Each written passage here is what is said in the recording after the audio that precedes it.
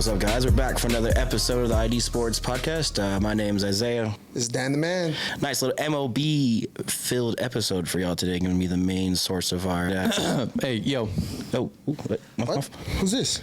Yeah, y'all forgot about me. Oh, boys. My fault, bro. We're used to kind of doing the duo thing. I get it. Yeah. Go ahead and introduce yourself. My fault. I'm on the couch with you, bro. Hey. Yeah. What's going on, everybody? I'm Ranger Savant, aka Will, and I'm the honorary guest here today. Well, not so honorary because y'all forgot about me, but this is gonna be fun because we are talking baseball, and I do happen to know a little bit about baseball. Quite so it seems. It should be a fun time. Yeah, let's get to it, shall we? Let's get to it. For sure. If you want to tell us a little about yourself, Ranger Savant. Yeah. Okay, so my name is Will. I've been doing content for about 5 years now. I started Ranger Savant in early April, and got my start on TikTok doing dad jokes. I was dancing to an iCarly song. Y'all remember that episode where it's like got that song? It's like all night party. Yeah. So I have heard that song so many times that they're probably going to play it at my funeral. I did about 200 jokes dancing to that song, got about 1 mil on TikTok, and then realized that, man, that just was not fun at all. You do the same thing over and over again, and I think there's something about how if you do it and you're miserable, you're clinically insane, or like it's like a psychological behavior if you just keep going and going. And so I just realized I probably should cut that immediately. And so that led me to realizing that, hey, I've loved baseball for a long time. Play slow pitch softball. I'm in a competitive wiffle ball league too. I don't know if I told you all that. Oh, nice. Yep. Nice. Shout out Blue Ballers. We're pretty dang good. Not gonna lie, but that's great. Yeah, I've always loved baseball, and so I just figured I'd take kind of the fandom that I've had for the Rangers, and I mean I've been a fan of them since '09, I think, so 15 years at this point, and just decided to start making some content, and it's been great. Hit 7,200 followers today, which is awesome. Congrats, man. Thank you. And I mean, y'all were actually one of the first people that I kind of got connected with within the Dallas sports scene, which is pretty sweet. And so I was like, hey, you know what? Boys got to support boys. For sure. And, it's just been an awesome ride. Everybody's been so gracious. Everybody's been so kind.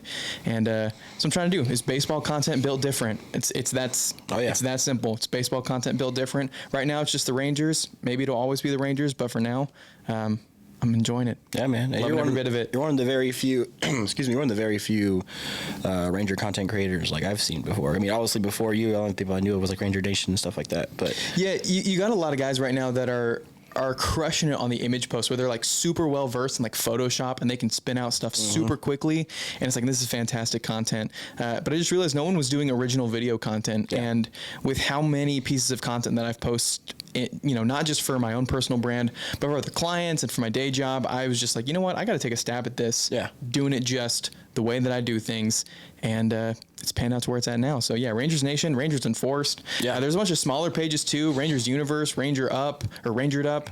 There's a bunch of small ones where they all kind of do the same thing, but it's still like, it's good content for your feed. Like if you're a baseball fan, like follow all the Ranger pages, For sure. That's how the algorithms work. It's not just going to be chronological. You're just going to see everything. If you like seeing the lineup card, you're going to see 8 lineup cards, bro. And like, fill that in your feed, man. It's a good deal. It's a good deal. I remember, just seeing you for the first time. If I'm being honest, I didn't find any other Ranger pages until I found yours. Once I found yours, it kind of, they all kind of connected. It was like, oh, here's Ranger Nation. I didn't even know Ranger Universe. Ranger Relations, honestly, the other one I knew about. Oh, wow, okay. Shout out to you. You've put out great, consistent content, man. I think it's very relatable to everybody. And easy to digest. Yeah, that's huge. I appreciate that. It's really easy to digest, which I think is like the most important thing. Yeah, it's been really interesting to kind of. I'm a huge like analytics nerd. I mean, obviously that's what most of the baseball content is. But even like my own personal analytics, I'll look and I'll see, hey, the average watch time for this, last 5 videos is like 24 seconds. It's like, okay, let me see if I can hone down the overall watch time, or not the overall watch time, but the overall time of each of these videos, in order for it to be more tailored to how long people are, I'm keeping people's attention. Yeah. And so just paying attention to that has been absolutely huge too, of just, paying attention to what people are actually wanting. Like I tell people this all the time, that the quality of your content is subjective to the audience who sees it. Yep. And so I just, I'm going to put it out there, and I might think something's a banger and it might not be, and that's totally fine. And I might throw something out there where it's like, I literally just held my phone out. I legit held my phone out and recorded Adolis's Derby entrance yesterday. Yeah. And it's just me sitting up in the 200s. You can't even hear what's going on. And, the video's at like 11K right now. And it's just like, I didn't think that video was going to do anything. I wanted to put something out just to be like, hey, I was at the Derby, because I'd post on my story that I was going to be there. I'm like, I got to put something out here. And, you never know what's going to pop. Yep. You never know. It's the same thing happened to me. I worked on this right before the playoffs. The NBA playoffs this past year. I worked on this Luka and Kyrie edit for like a week, and I thought it was like my like Magnus Opum. I was Yeah. It's gonna do so well, and like it did marginally well. I think I had like 3K, 4K views. I was like, bet, cool. And then one night I was just bored and was like reliving the historic Ranger postseason run. I was like, let me make a Garcia edit real quick, just because I like Garcia, because it was when Like That by Future came out, Metro Movement and all that stuff. And I made a little Garcia edit with the Astro stuff, and I thought I was like, it's kind of short, not that much action. I'll drop it, whatever. And I dropped it, and then it had like 140,000 likes, or 140,000 views, 10K likes. I was just like, bro, okay, cool. That's huge. Yeah, and I was just like, awesome. I didn't even, that one was when I was like, I wasn't even thinking that wouldn't even do anything, and it blew up compared to when I put all my like heart and soul into it. I was like, it's all right, so that's cool. I love the game, man. That's crazy, but that's awesome. So like I said, your content's really good, man. It's really easy to digest for someone like me who's trying to get into the nerdy parts of baseball, because I'm already into baseball, but like I am with basketball and football, where I can dig into the analytics sides and really like talk numbers and stuff. I'm not there yet with baseball, so your stuff is really easy to like, okay, cool, I know this. All right, cool, I'm gonna remember that. Yeah, I appreciate that. I think that there's baseball, I think, has the most, if you really dive into like the advanced data, it's got the most stats that you can follow, where it's like, I'm not going to have a conversation with my wonderful mother and be like, hey, you want to talk about Corey Seager's ex-Woba real quick? Because she's like, that just looks like a string of random letters that they threw together. Yeah. And then having to, like, there's so many things that people don't even know how to fully some people don't even know what like ERA is. Yeah. And that's totally fine. It is totally fine to not know how certain stats work, because there are so many nuances to baseball statistics, even though it should be simple. Hit ball, throw ball, there's 4 bases, but there's a way to track legit anything that you could possibly think of, especially with how advanced technology is getting to. And so, making it super simple for people is one of the main goals. Like it's got to be digestible for, someone who's 5 or 55, which quite honestly probably would be in the same ex-Woba category. Y'all get what I'm saying. Yeah, for sure. Yeah. Thanks for coming on, man. We'll go ahead and get started into this episode. We're going to start with some NFL talk, kind of continuing off last episode. Contract holdouts, different things. CeeDee Lamb still hasn't been paid if we're talking Cowboys, which is kind of getting a little scary. It seems, at least from what I've seen, it seems that they're leaning a little bit more towards Dak for getting paid first, at least from the rumors I've seen. But it's some scary hours here in Dallas, Texas for us. Because I really don't know what's going to happen with the future of the team. I mean, for sure. I mean, I think my only question is, if Dak really wants a Super Bowl, do you take $60 million as a Dallas Cowboy quarterback, especially when your number one receiver is asking for 32, and you still have to pay Micah Parsons, your all-pro defensive end, and he's got to decide, hey, is money more important to me, or is a championship run in his career right now? He has no, deep playoff success. He has no championship appearances, no conference, no Super Bowls. And he's got to ask himself, he's 30 years old, he's entering his prime. This is probably going to be his last big contract. For sure. I think he's one of the more athletic ones, so I don't think he's playing 20. Yeah, no, for sure. This is definitely his last big contract before he's done. Now he's got to decide, do I want more money, or do I want to contend for a championship this year? Y'all think Cowboys sign all 3? Y'all think we get Parsons, Lamb, and If we Prescott? do, that's going to be like the only like real all-star like caliber players on the roster. Like it's gonna be. We still got Diggs signed for 4 more years. Yeah, but I'm saying like by that point, I imagine by the time we have all 3 of them signed and like we're in the middle of their contracts, Diggs will probably have been gone, traded, or contract will run out. So I do think there's a possibility we keep all 3, but I think if we keep all 3, that's going to be like just what we're rocking with and trying to build off of role player wise with them. Because CeeDee Lamb's going to want close to what Jefferson got. Was there like 140? Yeah. So I think it's around like 30. I think he said he's going to request to be traded unless he gets paid at least $32 million a year. He wants to be the second highest paid receiver. Yes. I mean, I see that. Like, I get it. And the numbers are there for sure. I think I had CD on my fantasy. No, I didn't have CD on my fantasy. I had CD on my fantasy. Good move. Out I had Tyreek on my fantasy team. Oh, man, that's a good one. Yeah, that was probably the second best, if not first, arguably first option. I had Tyreek and Olave last year, which was a solid combo. That's a nice combo for sure. Yeah, I was in a 12-man PPR, which is fun. I was in a 16-man league, bro. Oh my god. Yeah, it was tragic. And to make it worse, I was in a 16-man league, and I mentioned this in the first episode. I was the last pick. You had CD. I got CD Lamb. It's because we had like 6 or 5 newbies / people who've played but don't know how to play, so they drafted quarterbacks or some dumb pigs. So I like lucked into CD Lamb, and it saved my seat. I mean, I didn't make the playoffs. I barely missed it because I somehow had the first picks back to back, and I drafted CD and then Mike Williams. Okay. And then Mike Williams got hurt, and then that ruined my entire scope of my plan because they were supposed to be my 2 like money horses to ride me into the sunset. And then Mike Williams got hurt, and it was just find a receiver every waiver wire. Yeah, so dude. It was tough. Continue what you were saying. Sorry, before I interrupt you about CD. No, yeah. I mean, I think that when we think about how much money all 3 of those guys collectively, like if just throughout one contract year, how much that they're going to be, I feel like it's going to be 2 out of 3. It is going to be basically pick which of the 2 out of those 3 guys you're going to want for the next 3, 4, 5 years. Yeah. Because for me, I think there's so many questions about Dak and about his playoff success. Yeah. But you can very clearly see the impact that Parsons and Lamb have on the defense and offense respectively. Yeah. And so to me, I don't know. It seems like the amount of talent coming in from college football right now is just absurd. It is. And so like, do you gamble on, finding somebody who, granted, you're probably going to have a later round pick, or you trade up? Like, do you try and shoot for a quarterback and, next year, or I don't know. Again, NFL is not my strong suit, but at the same time, with the amount of Cowboys games that I watched last year, to me, I'm not the biggest Dak lover in the world. That's fair. Just, personal opinion. Yeah. When Cooper Rush came in, we went like 4-1 or whatever. Yeah, 4-1. So it's like, I don't know. I think we just have a solid team. And to me, it's like, you got to look like who are going to be the guys where if you think 10 years down the road, what is their legacy going to be in the NFL? Yeah. I don't know what Dak's legacy is going to be, Which is fair. But I feel like you could easily say like, well, CeeDee Lamb's probably going to, maybe have 1,200 yards realistically for the next 5-6 years in a row, if not more than that. I don't know. I mean, I would say pay CeeDee Lamb if anything. That would be my number one choice. But again, honestly, here would be my scenario. I'll be straight up. Maybe some people are gonna hate me for this. Whichever one you sign to, and trade the other one. I agree. And right now, I ain't gonna lie, it looks like Michael Parsons has the highest price. Yeah. Peter is the youngest. He's on the defensive side of the ball. Yeah. He's arguably the best defensive player in the NFL right now. Yeah, the guaranteed top 3 for sure. Guaranteed. Oh, top 2 if anything. Yeah, top 2 for sure. For sure.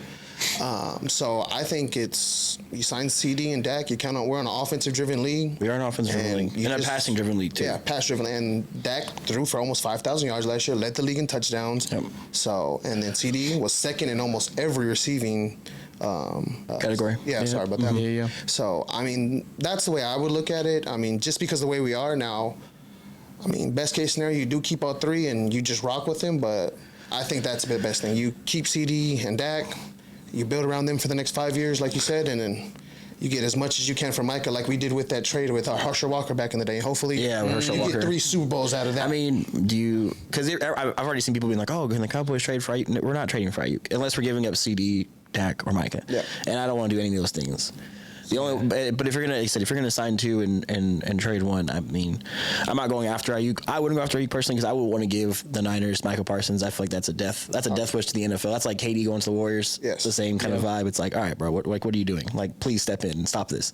I feel like Ayuk might go to the Commanders, dog. That would be a little scary. Not gonna lie. I saw something about he posted like on his IG live. He was at like a Commanders practice, and I'm like, really? This feels a little like. Isn't he boys with one of the coaches? Is that how he has that connection? He's him and Jalen Daniels are cool. That's right. Their first round pick that they got. Yep. And guess what? He happens to be a high profile quarterback. Yeah. Young in a new offense. That'd be a decent receiving room because then you'd have Scary Terry. You have Terry McLaurin, you would have Brandon Ayuk, and then you would have Curtis Samuel too. Curtis Samuel. Yep. No. He's with the Buffalo Bills now. Oh, he left. He did. Yes, he's with I didn't know he left. Now. Yes. Well, then I will probably draft him in my fantasy league. That's a solid flex. That is a solid flex. Gabe Davis and Stephon left. Oh yeah, I know. Bills picked up Curtis Samuel. He's probably gonna be the number one option. Him and Shair. I can't say his last name. Yeah, I know what you're talking about. Oh, did you say Stephon Diggs left the Bills? Yes, No, he got traded. Oh, who did he get traded to? to the Texans. Texans. Oh my Yeah. gosh. So it's C.J. Stroud, Tank Dell. Yes. All the I'm so boys. out of the loop. That's crazy. Yeah, I know. It was. I'm not gonna lie. When it happened, I was honestly very, very surprised. Yeah, I was surprised. I wasn't surprised he left, but I was surprised where he went. The Texans was not someone I thought he would go to.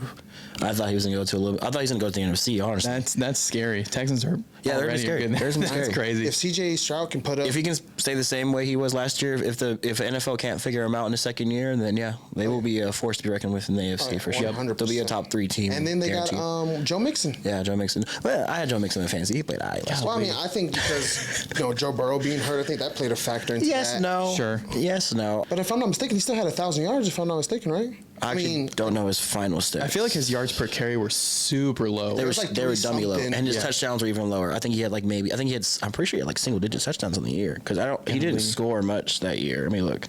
Wow, I'm surprised. I'm not gonna lie. Yeah, because I drafted him thinking he was going to be a cash cow for me because he had such a great year the year prior. And the Bengals O-line also kind of trashed. Yeah, they've been too? trash for a Yes. while. Oh yes. They've been trash for I a while. think if I'm not mistaken, last like 3 or 4 years, or 3 out of the Yes, 4. even the Super Bowl run, Yeah. they were god awful. He was the most sacked quarterback in the NFL. Yes, God, he did have 1,000 yards rushing, but he did have under 10 touchdowns. He only had 9. What 1,000? What 1,100? 1034. Oh, he wow. barely had. Yeah, he barely hit that, and his yards per carry were about 4, which is about average. 4 is average. As a closeted Seahawks fan, because I was born in Seattle, Yeah.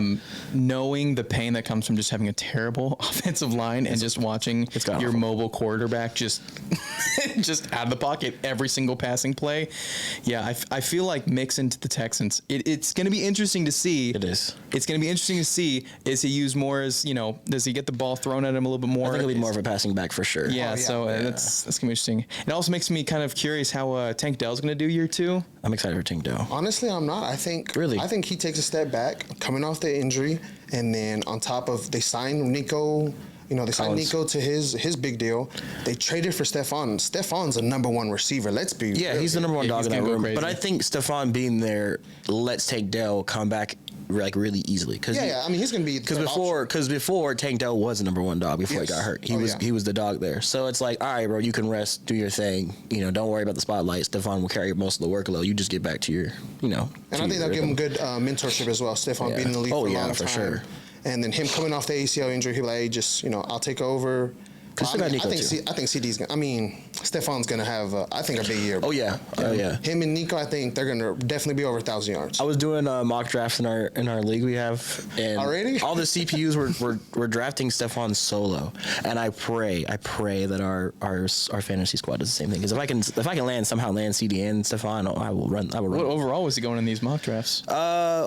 Third round, 4th round? No, I would pick him second round. So it would be like, because we're in a 10-man league, so the mock draft had 10 AIs in it, and I made myself first pick, and I picked someone, and then when I got back to my pick in the second round, the first pick of the second round, or the second pick in the second round, it had him still there. I mean, do you think they're well? I mean, consider his downfall last year was his. Second But it wasn't his fault though. I don't feel like that was a. I mean, yes and no. I mean, I feel like he got the ball. I mean, every He got time the I ball a watched the lot. Buffalo Bills, they were throwing He got the ball a lot dropped in the beginning of the season. I feel like I don't know if there was like trauma or not trauma, like tension going on between. Well, there was tension between him and Josh Allen that started the change because the second half of the season he wasn't getting the ball at all. So I just think that was more of an organizational choice than it was his play kind of dropping. Actually, speaking back on the Cowboys though, real quick, what do you think about Tyron Smith moving? Because we drafted that rookie. Do you think that rookie's going to fulfill What's that his name? position? Is like Guyton or something like that? I think. I just know he's from Oklahoma. You got me on that one. Yeah. I mean, I hope. All I can do is hope. My thing is, why do you give away Tyron Smith? He was still top 3 in his position. I'm not even worried about that. I'm more so worried about who's going to play center. I feel like Tyler Smith's going to be fine for a replacement left tackle. They're moving him to left tackle. Oh, okay.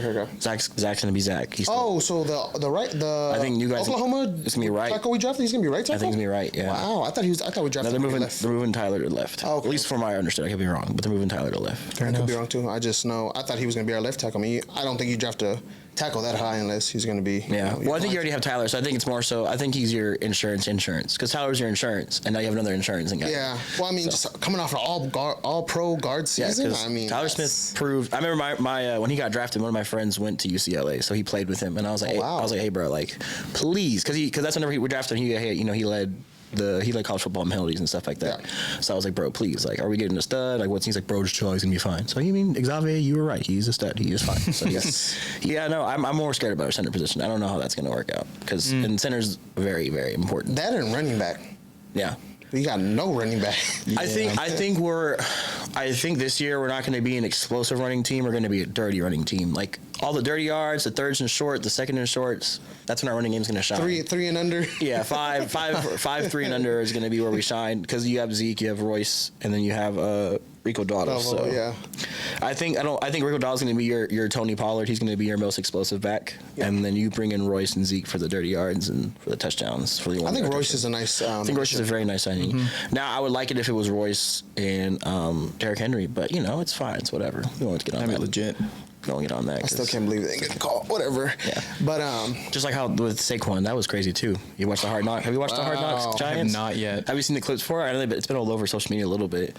How they handle the whole Saquon thing. No. It was like the most like high school lame thing ever. They had in the documentary they show like the call he had the owner had with Saquon. Okay. And he was basically like, hey man, we think it's just best if we let you test the free agency. It's just better for both parties. We've been down the franchise tag alley. You don't want to go down that again. But essentially, let you go out, test free agency, see what your market's worth, and then maybe we can work something out after that. And Saquon's like, yeah, okay, cool. And he's like, can I have your word on that? And Saquon's like, what? It's like, can I have your word that you'll at least come back and like ask us? And Saquon's like, I already told you where I want to go, bro. Like, give me your word on that, or you're not gonna give us a chance? What do you mean? Like circling back? Yeah. I mean, I already told you where I want to be, so. Like, okay, cool. Well, yeah, just be safe. We appreciate you. Bro, that's weird. Yeah. What? It was the most weirdest thing ever. I would be so mad if I was a Giants fan. What? Yeah. Yes. And the fact that they released that is crazy. Like, I would be like, nah, don't. Dude, that guy behind the camera was like, oh my God. I just got the juiciest. Yeah, I got the Goldest Mine story. I'm going viral, baby. No, for reals. Yeah, it was like the most high school. Like, can I have your word? When he said, can I have your word on that? I was like, did you really just say that? Like, bro, seriously, like you just asked a grown man that said he wants to be a Giant for his life, and you're telling him to come back to you? Come on, bro. That's like you're telling him to test free agency and then come back after you test free agency. You can sign with nah, bro. You going back to test back your ex, bro. And he's like, oh yeah, hey, come back around if you don't like what you got. Like, go with your ex. She actually treats you. And if she doesn't treat you right, you can come back to me. Yeah, like no, that's not how this works. Yeah, it was really bad. It was really bad. So I'm not surprised that after seeing that, I'm not surprised by the Philadelphia move at all. I think it was a big, F word. It was a best F for sure. For sure. And I think they deserved it. I mean, the way they handled the Daniel Jones situation. You sign Daniel Jones before you sign Saquon Barkley. Exactly. You give a quarterback who hasn't done nothing in the NFL. Yeah. Nothing. $40 million. Yeah. And you tell Saquon, test the free agency, come back. Wow, I ain't gonna lie. See, that's why I hate That's why I hate the narrative of if you get like in this day and age, if you're a quarterback and you get paid a lot, it means you're really good. It's not the case. No, not the case anymore. It was like 15 years ago, 10 years ago, that was the case. But nowadays, you can play mediocre, but if a franchise loves you, they'll pay you big dollars. I mean, Daniel Jones, Trevor Lawrence, all those guys getting paid. Justin Herbert, who's been playing mediocre for most of his career in terms of success. I mean, number-wise, he's had a decent career, but success-wise, in terms of like playoff success and career success, he's not doing so high. He gets paid big money. You think Harbaugh going over there is going to turn him into an absolute? I think Harbaugh would be good for him. I think Harbaugh will be good for that franchise in general because that franchise just needs a leader for sure. I'm very curious to see what ends up happening with the Chargers this year. That's going to be a really, really interesting watch. Yeah. And then, I know you're excited for it. Well, I don't know if you're excited for it, but I know you're looking to see how JJ is going to do with the Vikings. Oh, yeah, 100. Like I said, I think I would go ahead and say I support him now. I've defended him enough on the show. Yeah, 2 out of the 4 episodes, yeah. 2 out of the 4 episodes I've defended him. And it's more for his characteristics versus... Yeah, he has a lot of intangibles for sure. Yes, a lot of tangibles as far as for leading a team, for someone being in the NFL. Now, after watching some season practices and OTAs... Yeah. I'm, questioning a little bit on what I do, but I still stand what I said. I think he's going to be a great young leader. I think he needs some development. Yeah. But I just love his leadership. Not hey, I'm the quarterback. Especially in today's day and age with NIL, social media. Yeah. He didn't make it about him, and his team won the championship. You run the football and you play good defense, and I think the Vikings are going to put positions around him. Obviously, he's got the best receiver in the NFL. We'll see if Jordan. Did we already hear back on Jordan? I know he got arrested.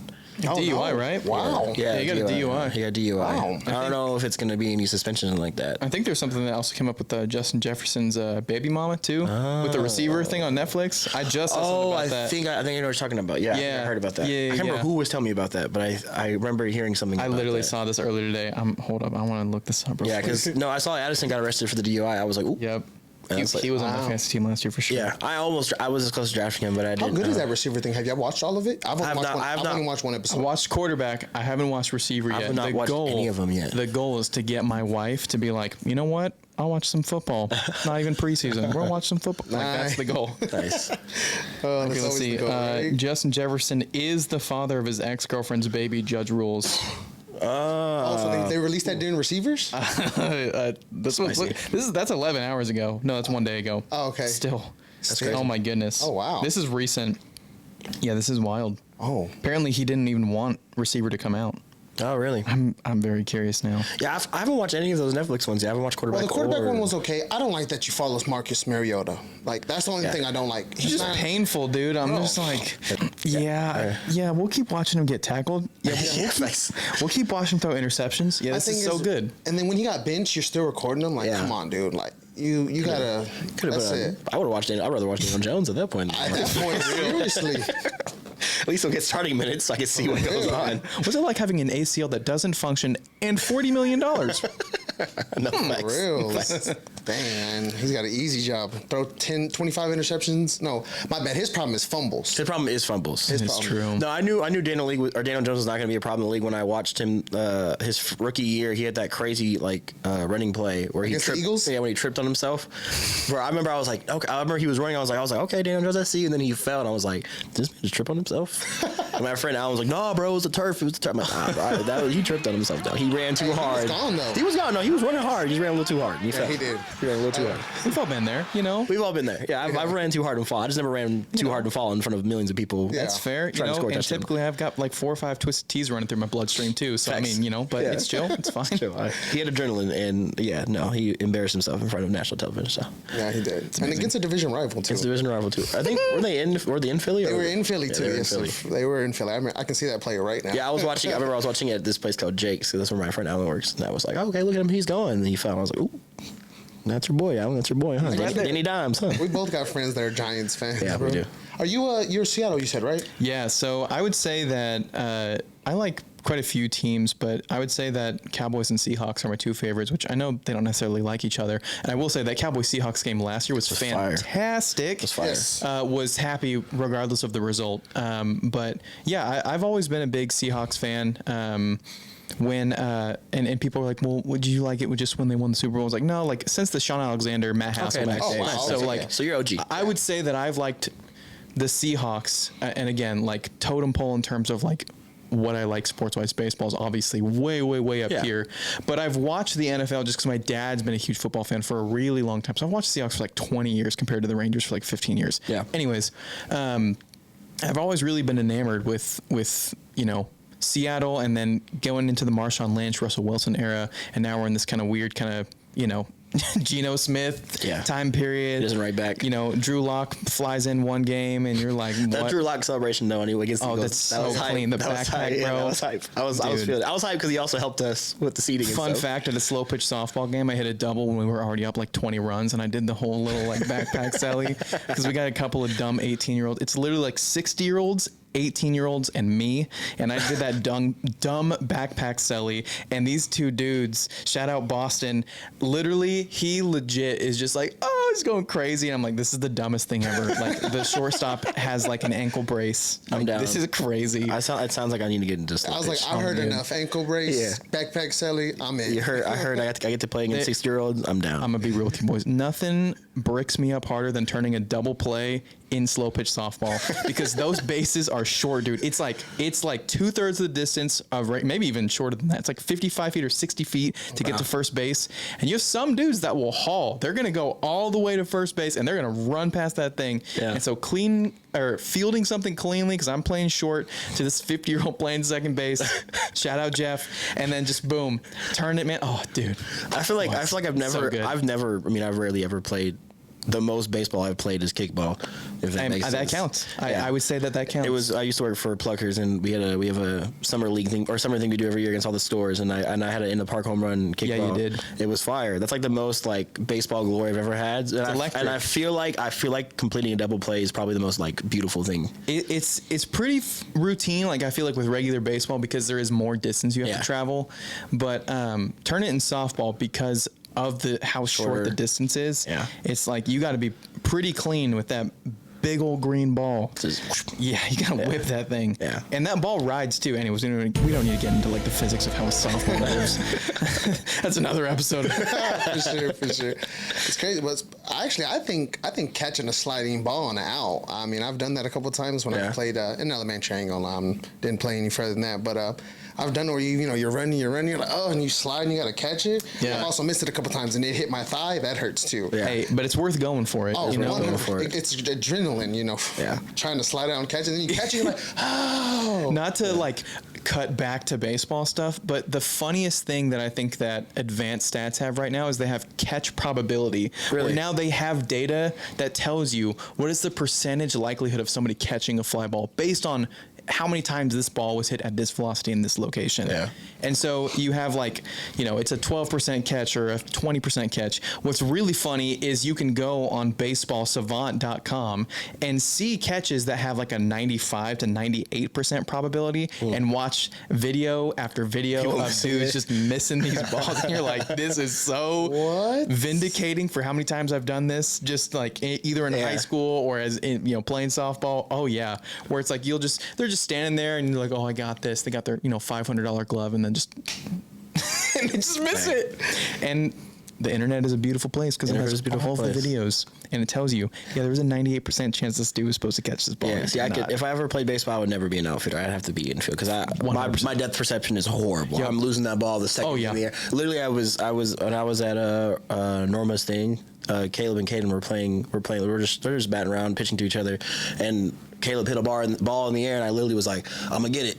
And the depth perception was just, bloop. And I was like, all right, this is why I don't play baseball. That's why I never will play baseball in my life, because I could not do this stuff. I could not be an outfielder, or I couldn't be in the field. I'm gonna be.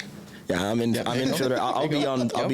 I'll be on third, second, first, wherever you want me to put me. I'd rather struggle on third than be an outfielder. 100%. I feel that. 100%. Wow, I feel like infield is way harder than outfield. Yeah, but at least I can see the things coming. It can get a little speedy because, like I said, was about to say, especially with softball, some of these dudes, man, you got like 6'4", 325 coming up, hitting cleanup, and you're like, bro, I know you read at a third grade level.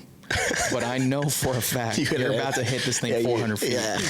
And if you top it, then this thing's coming 110 at me. And if I am in front of the ball, I'm losing my teeth like 100%. Yeah. So it's like, I'm feeling this out here. I'm feeling this out here because if it's anywhere here, I'm going to have a welt the size of the ball. Like I'm not doing that. Just not doing that. See, I'd rather struggle with that than being outfield, bro. I'm telling you, I would be in that 98%. You'd watch me miss a million times because I would just not hit it. I would not get it any time. Yep.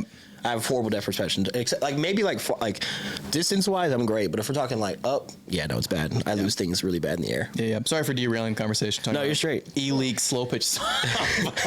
What is this? It's E-League softball? Yeah. So there's different levels of competitive softball, organized softball, where similar to how you have AA, AAA, whatever, with the governing body of competitive softball, there are leagues that are, letter based, where it's E, D, C, B, A. Wow. Backwards alphabet's hard, by the way. It is hard. And so there's, I think in total, I want to say 5 or 6 levels, because there's a level above A, I think, where it's the dudes where it's their batting average is 790. They have, 80 home runs and they play a 60 game season. You're like, how?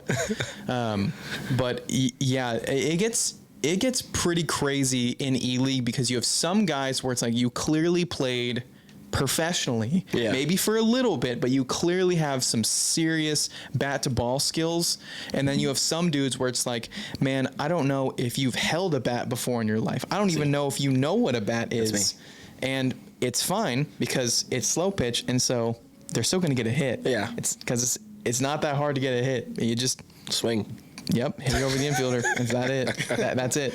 Nice. But yeah, there's a lot of softball lore that I have not dug into, but I know that there is a lot of affiliated slow pitch softball all across the U.S. Sounds like a league I'm getting into. So.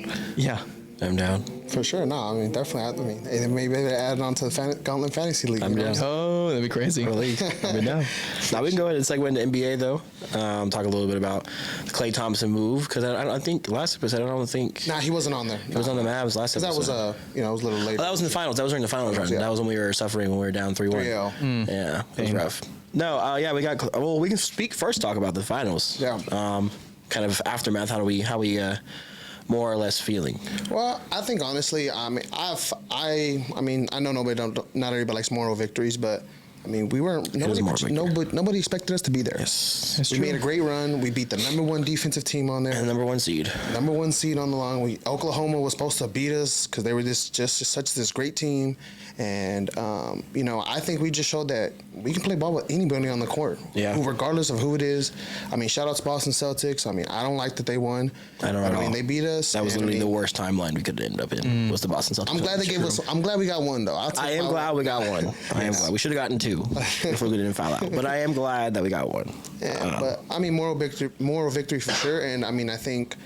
Us getting over the hump is going to start with off-season moves you already made. Klay Thompson, Najee Marshall, Quentin Grimes, a lot of good additions for sure. Yeah, we lost a couple people. Josh Green, he was our first rounder. I think 2020, pretty sure. So we lost him, unfortunately. It was him and Jaden Hardy. Yeah, I think they were in the same draft. I could be wrong. We kept Hardy though, right? Yeah, we kept. I was like, hold on. Hardy's still on the squad. Cool. How you feel? I'm more or less. I'm kind of the same boat. Moral victory for sure. I mean, you got to realize that squad, the PJ Washington, Daniel Gafford, all that squad. They only played together for 6 months, and were able to come up with the finals run. So the sky's the limit with this team. Yeah. I think the biggest thing that I saw was it surprisingly wasn't our defense that was the problem. If you would have told me, I think I mentioned this last podcast episode. If you would have told me that the Celtics would have never scored more than 107 points, I would have told you, wow, we sweep the Celtics? That's crazy. So I really think it's more so just the offense that was struggling. We couldn't find. All of our shooters lost their touch. Everyone that was on fire role player-wise just could not make. It was literally just Luka making shots. Kyrie decided to play in Dallas for a little bit, but it was nowhere to be found in Boston. So I think the biggest thing was just getting guys that can create and hit their shots, which is why I think outside of OKC, we had the best offseason so far. Because you upgrade with Najee Marshall, who is just as good a defender, if not maybe like slightly, like a smidge worse than Derek Jones Jr. I don't think he is. I think they're about the same defender. If anything, Najee's a little bit better in my eyes because he's taller and longer. But shooting-wise, offensively-wise, is a million times better. Can create his own shot as a playmaker, has a better 3-ball percentage, and shoots better than Derek Jones Jr. does. And obviously Klay, we know what you're getting out of Klay. I mean, his off year was 39% from 3 off 9 attempts. So That's it's insane. like, yeah, he had one bad game and everyone wants to hate him, calling him washed. And I'm like, I ain't gonna lie, I see that in every conversation when it comes to sports, bro. It was funny, like the first week after Golden State lost, it was funny. Yeah. And then it got really old. I was like, all right, bro, Klay's not washed. Like, let's calm down. This man is still a baller. Is he 32 or 34 years old? I think he's 34. Okay. Yeah, I'm pretty sure he's 34. I think he's coming up on his 13th year in the league. He's been in the league for a minute. Yeah, dude. In a fat minute. Well, I mean, he's had some great runs. Let's be real. Yeah, I mean, like I said, and he has a lot of great runs left in him. I mean, obviously he's not the same two-way defender he used to be.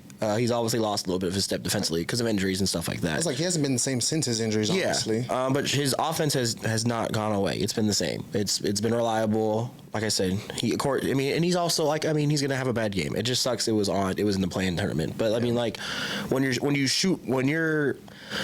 job code is literally to hit threes, you're gonna have off games. Yeah. It's just how it goes. But I much rather have a wide open Klay Thompson or a contested Klay Thompson 3 than any day of the week a Tim Hardaway Jr. wide open or contested 3. So I'm completely fine with that move. That's the thing, 'cause it feels like that kind of is the need, is having somebody you can dump the ball to. Yes. And go for one of these shots where it's like, if you need somebody to come in clutch, like there's a pretty good shot that, you can't rely on Luka. We've seen it. We can't rely on Luka the entire time. And so I think having Klay, it's a massive, massive upgrade to someone who it's like, if you need a 3-ball, like you said, his down year was 39%, right? Yeah, 39% off 9 attempts. That's what I'm saying. Like, it's good. Yeah, 9 attempts. If you're basically shooting 10 threes a game and you're almost hitting 5 of them. Yeah, dude. It's like crazy. And that's my thing too. It's like, Ooh, excuse me. Like I just don't understand. Oh my god, I'm burping like crazy. Sorry. I just don't understand the. Like people are like, because people's biggest gripe is, oh, well, you lost Josh Green. He was a really good defender. Clay's not a good defender. You're gonna be worse defensively. People forget basketball is not starting 5 versus starting 5, and then bench 5 versus bench 5. Like you mix up lineups. So yes, they're starting 5, maybe Luka, Kyrie, Clay, PJ, and Daniel Gafford. That may be your starting 5, but you're not going to play 30 minutes with that squad and bring in, team 2. Like you're gonna mix up matchups. So you can hide Clay. You can put Clay. You could have a Luka and Clay or a Kyrie and Clay with Najee, Quentin Grimes. You can mix up however you want to do it. So it's Derek Lively too. Exactly, Derek Lively as well. Yep. So it's like you don't have to have just your starting 5 and that's it. And if your starting 5 can't play defense, you're done for. Like you can mix up lineups. That's why you brought in Najee Marshall and Quentin Grimes, was to hide Luka and Clay defensively, because Luka's already shown he can, when he puts in effort, he can be at least a decent defender. So I don't expect him to put in effort all regular season, because I think that'll be taxing on him. But I expect him come playoff time to lock in defensively. So I don't, and also too, when you think about like what that does to opposing defenses, I mean, you got to think about it. It's pick your poison. Luka, Kyrie, and Clay. You gotta double someone. You can't leave them all on an island. You can choose to leave Clay on an island, or you can choose that. Because I was arguing with my friend about this. I was telling him how I feel like Clay's gonna have a better time in Dallas than he will in Golden State. And he's like, no, he won't. Blah blah blah. And I'm like, bro, you got to realize the Mavs offense is built around Luka and Kyrie creating shots for others. You throw in Clay, who is a great off-ball mover. Usually, especially with screens, which we love to run a lot of screens, high pick and rolls for us. Like Clay is going to eat in this offense. Yeah. And even if you leave him open, or even if you help on him, you're just leaving someone else open. You're leaving Najee Marshall open. You're leaving Quentin Grimes open. You're leaving Kyrie, Luka. So it's like, even if we are quote unquote worse defensively, defense was never the problem anyways. It's really our offense that fell flat in the playoffs. And the entire playoffs too. It wasn't just the Celtics series. It was just evident in the Celtics series because the Celtics were able to hit more shots than we were. But throughout that entire playoff run, there were signs of it in the Clippers game and the OKC series. All those series, there were signs of it. The only one that wasn't really apparent was Minnesota, because we kind of more or less walked over them. But offensively, we struggled. We were not playing our best ball. So I think this squad is primed to be a contender for sure. I think 100%. I think there's no way you can count them out as a potential finals candidate. So for the West, it's them. It's between them and OKC right now. I don't. The Nuggets got worse. They lost a lot of role players. So I really think it's between OKC and the Mavs, because as of right now, because Hartenstein and Caruso was a very good. They didn't lose anything. They just got better. They literally got better. Yeah. Over under 49.5 wins. Oh, over for sure. I think we're a 60-win team this year. Honestly. Oh, for real? Okay. Yeah, I really do think we're a 60-win team. I think we're 55, 57 more. I think 60. Well, minus how often Kyrie gets hurt, because Kyrie's not going to play the full 82 games. So if he last year he played what, 64? He played 2/3. Yeah, he played 2/3 of the season. So if he can play 2/3 of the season, I think we're a 60-win team. I think so.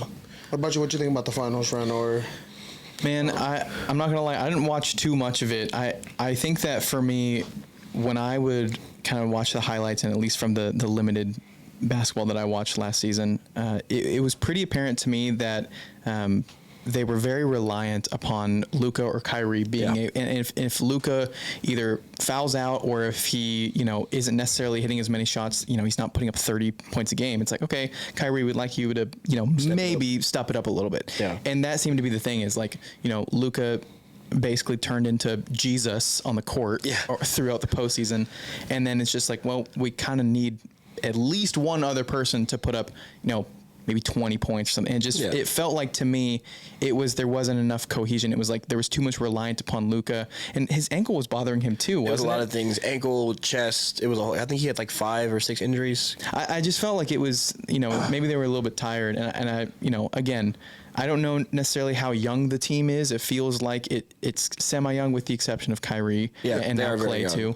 And so I feel like maybe part of it was just like, hey, they got to this point and they had really solid chemistry, but it's just the Celtics were a gauntlet. They were a gauntlet. I mean, I remember seeing stuff on SportsCenter about like this is the team to beat. like for real. Yeah, historically, offensively, they were one of the best offenses historically in the NBA. So I would say over as well, because didn't the Mavs win 50 this past year? Yeah, I think it was a little over 50. 52? I think it was like 52. Okay. If I'm not mistaken. Yeah.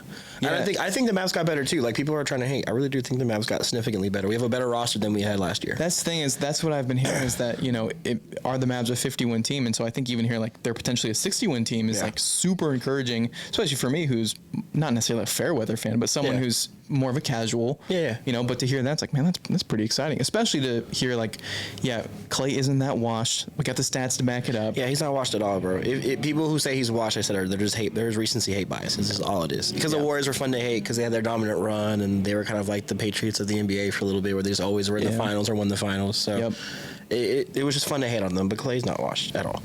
Now he's like I said, he's not as good as the defender as he used to be. That is true. But everything else is just hate bias. Yeah, but if I'm not mistaken, I mean, he had back-to-back ACLs, right? Yes. He came back and everyone was like, yay! And then he hurt himself. Because I remember when he came back and finally played this past year, I think it was like 900 days total. Yeah, it was crazy.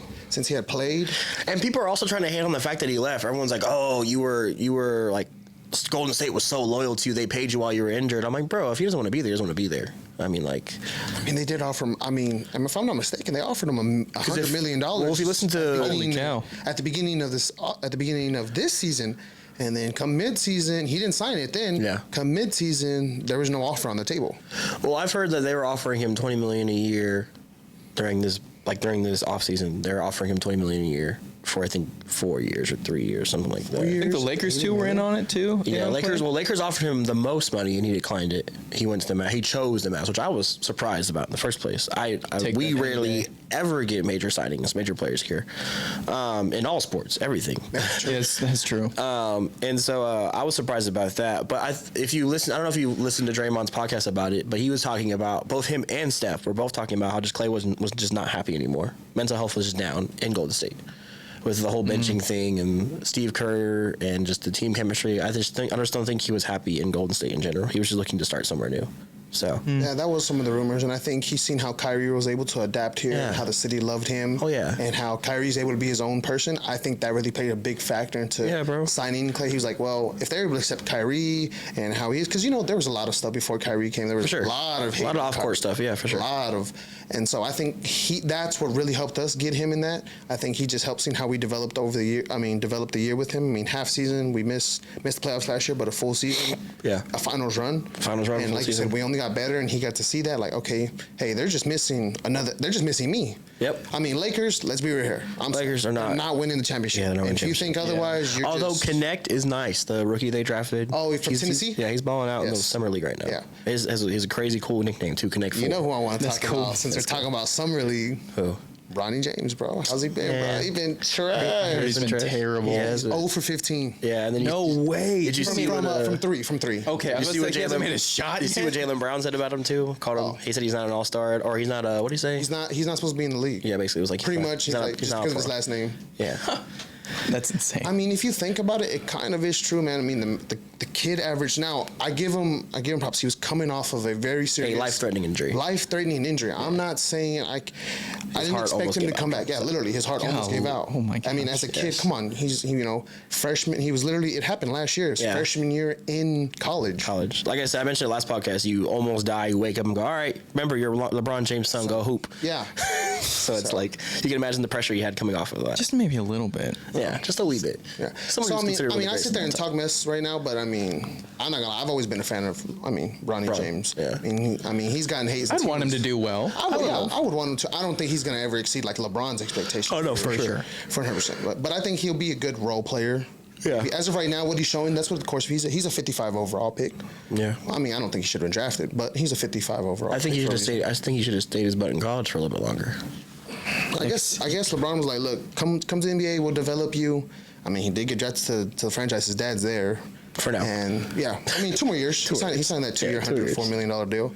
He is one of the only, second rounders to get as much money as he did, too. $8 million. That was his signing bonus? No, that's what he signed for 4 years. Usually it's like $500,000, $1 million. Yeah, only like per year. Only like the top 10 picks get like actual like money. Money. Yeah. And he got... Like money for what they are. Yeah. Gotcha. Like the last 4 or 5 55 overall draft picks, I think the highest was like 870,000 a year. You're telling me Bronny got $8 million? 8 mil. So $2 million a year over 4 years. Yeah. Yeah. Golly, dude. And he's playing in summer league. Playing like trash. Yeah. Summer league. Yeah, really. Well, I mean, I hope him, but I mean, that was just because we were talking about the Lakers and stuff. But no, I don't think the Lakers are doing nothing. Nothing at all. I think that's it. They're done. LeBron's done. They need to blow. I think honestly they should have blew it up if I was the Lakers. You're only keeping LeBron because he brings in tickets. Yeah, you should have shipped AD out for something. Yeah. Him or LeBron, one of them. I'm not gonna lie. LeBron's too old. Well, LeBron wasn't gonna get you anything. He's not. Yeah, he's too old. No one's gonna want. I mean, apparently the Mavs are interested. I don't know why, but the Mavs are interested in LeBron. But they're not. You're the Lakers. You can pitch something to somebody. They couldn't pitch something to Clay apparently. That's what I'm saying. Now it's different getting someone there versus getting someone out. Yeah. Very big difference. Like I said, dude, I thought Clay was going to Lakers for sure. I thought he was too. 100%. When he signed with the Mavs, I was like, wow. I'm tired of that LA lifestyle. Trade. His dad was like involved. His dad was very much so wanting him to go to the Lakers. Yeah, I remember seeing that. I mean, isn't he from Los Angeles? I think so, yeah. Like directly from I think his hometown is LA, yeah. Yeah, so I mean, I wouldn't doubt it. Glad with the Mavs, man. He's going to hoop. I'm telling you, I'm happy. He's going to average 15, 18 points this year. Yeah. Maybe even more depending on how. I will say this, Klay Thompson, get ready for Jason Kidd because Jason Kidd's lineup's going to be crazy. You may get starter minutes, but it's not going to feel like starter minutes, I feel like, with Klay. Yeah, because they just announced officially he's going to be a starter, right? Yeah. Like a couple weeks ago. Yeah. I mean, he has to be. You're not going to bring him in here and put him on the bench. Well, that's true. True. Because that's what made him want to leave Golden State in the first place was him being put on the bench. Because that was another thing too. They also told him like we're going to pay you $20 million a year and you have to be on the bench. Wow. So it's like, ooh, I'd rather just go somewhere new. But who would start over him in that lineup? I don't even know who their I guess shooting guard is. I guess you could do a smaller lineup and do like a Kyrie, Luka, Quentin, Najee. No, I'm talking about for the Warriors. Who's his backup? Who started over him? I think it was the rookie they drafted. What was his face? I forget his name. The white boy with curly blonde hair. Oh, that's DiVincenzo was the Knicks. I can't remember his name. I gotta look it up. I think they started him over. Over Clay. Let me look. But that rookie was nice though. I'm not gonna lie. That rookie was nice. Wow. Make up their lineup, but I think they started him over. I think they started him over Clay. Yeah, well, while he's over there having technical. Oh yeah, Brandon. This dude, Podzinski, Pod. Yes, that last name, German last name. Podzemski. Yes, Podzemski. Thank you. Whatever you just said. I don't know. Yeah, this dude. He's low key. He was nice. He was nice. He was. You know who's really nice? The guy looks like Nathan Scott from One Tree Hill. His name's he plays for the Rockets, Reese or something like that. He's from I think he's from Kentucky. The rookie they drafted. Oh, the one from Kentucky or Duke? The one that painted his fingernails? No, that's the 76ers. That's dude. Reed Shepard is his name. Reed Shepard. He's everyone's calling him the white Steph Curry apparently. Wow. Because he was the best shooter out of the draft, and he's showing it in summer league so far. Okay. He's been hooping. So he's from Kentucky. I was right, yeah, Kentucky. Who's that kid from NC State who's like 6'9", 275? NC State. Oh, I know. He's on the Cavs right now, I think. Was he drafted this year? He was drafted this year. I thought he went undrafted. You're talking about... or maybe he did go undrafted. I'm not sure. Yeah, because he got picked up. The big boy from NC State. DJ Burns? There you go, yes. DJ Burns. Yes, he dropped like 40 pounds, though. Did he really? Yeah, he dropped a lot of weight after it. Oh, I know what you're talking about. Yeah, him. Yeah. Yeah, big guy, remember? Mm-hmm. He had a lot of hype in the tournament. I remember during March Madness, I was watching it. I had the first 13 games like locked in, and I was just like, oh my goodness. I think it was NC State. Yeah, it was NC State. Yeah, the red unis and everything. Yeah, that ended up screwing me. But he's like, that's how I know that guy. Yeah, that's how I remember. Limited basketball knowledge. Yeah, I remember him. He called me pain and suffering. I remember him. It's crazy. I've never done a March Madness bracket. I've never done a bracket either. Shut up. Yeah, Are you serious? I enjoy March Madness and I tune into March Madness every year, but I think it's because I just don't know enough about in depth about college basketball to make one, or I feel wrong if I make one without knowing anything because I'm like, oh, I just feel stupid just to be like, oh, this team, cool, boom, you have a higher seed, boom, All right, I'm gonna give you all the sauce real quick. ESPN lets you do 25 brackets. Okay, this is what you do. You don't look at the projections. You don't look at anything. You take a random number generator and you put 1 or 2, and whatever it lands on, that's who you pick, and you do that 25 times because the odds are like 9 trillion to 1 for you to win. Yeah. Like It it's is crazy. literally 24 zeros. Hey, I will say I did a NBA Finals bracket, and my bracket was like borderline perfect. Okay, I respect that. Definitely gonna make one next year now. Yeah, just legit. I mean, like, you know, play it semi-smart, where if you see like a 1 and a 16, like, you know. Obviously. But There's a rare chance. There's It a does- rare chance. It does happen, but, but you yeah. know, I've seen like, Cinderella stories. make a bracket or two where it's just like, you're like, okay, maybe a little bit of logic in terms of the matchup. And everything else, just put it to odds. And then there's also this thing called like the trapezoid of excellence based on like the offense and defense of, you know, how fast the pace of play is for college basketball teams. And that there's like a guy on TikTok who does this whole thing. It's really fascinating. But basically I will just go in and I will either look at data or just a random number generator, and I'll make my brackets and we'll see what happens. And typically I end up being like, you know, in the top 10 to 20% of, you know, everything I'm in. So, but legit, it's just play it by chance, because you are not going to know. Like, Exactly. You're not just gonna get aren't 100% right. And so it, like, for me, it's like, I will watch college basketball if it's on at the gym when I'm working out, plain and simple. Like, if I'm at the gym and there's college basketball and it's like, all right, I'm watching West Virginia right now. And what's Marquette? Okay, I guess that makes sense. Yeah. And it's like, you know what? I feel like they're gonna look good in the bracket.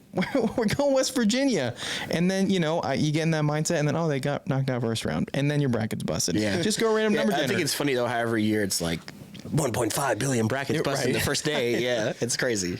Yeah, it's fun though. It's real good, and again, shout out my wife. She hates it because I would just throw TBS on my phone for, like, you know, you get 2 hours free, because you know, I'm not paying for cable TV. Come on, this economy, no way. For sure. And so, you know, I'm, you know, illegally streaming it. I mean, using TBS and, you know, throwing it up there and just watching the games. And she's like, "Are you gonna eat dinner?" I'm like, "No." I think it's a universal thing. I think all wives, even if they love sports, my wife loves sports, but hates when I watch sports. Yeah. But Kayla's finally getting into baseball, which is great. Nice. Nice. Anyhow, yeah, make a bracket. It's fun. Yeah, I think this is the first year, because it was easy to watch college basketball, especially NCAA tournament, because I worked at a sports bar for most of my life. Nice. So it was just always on. This is my first year March Madness. I didn't watch as much because I don't work at a sports bar no longer. So I had to actually like tune in on my own time compared to just being at work. Oh, here it is, cool.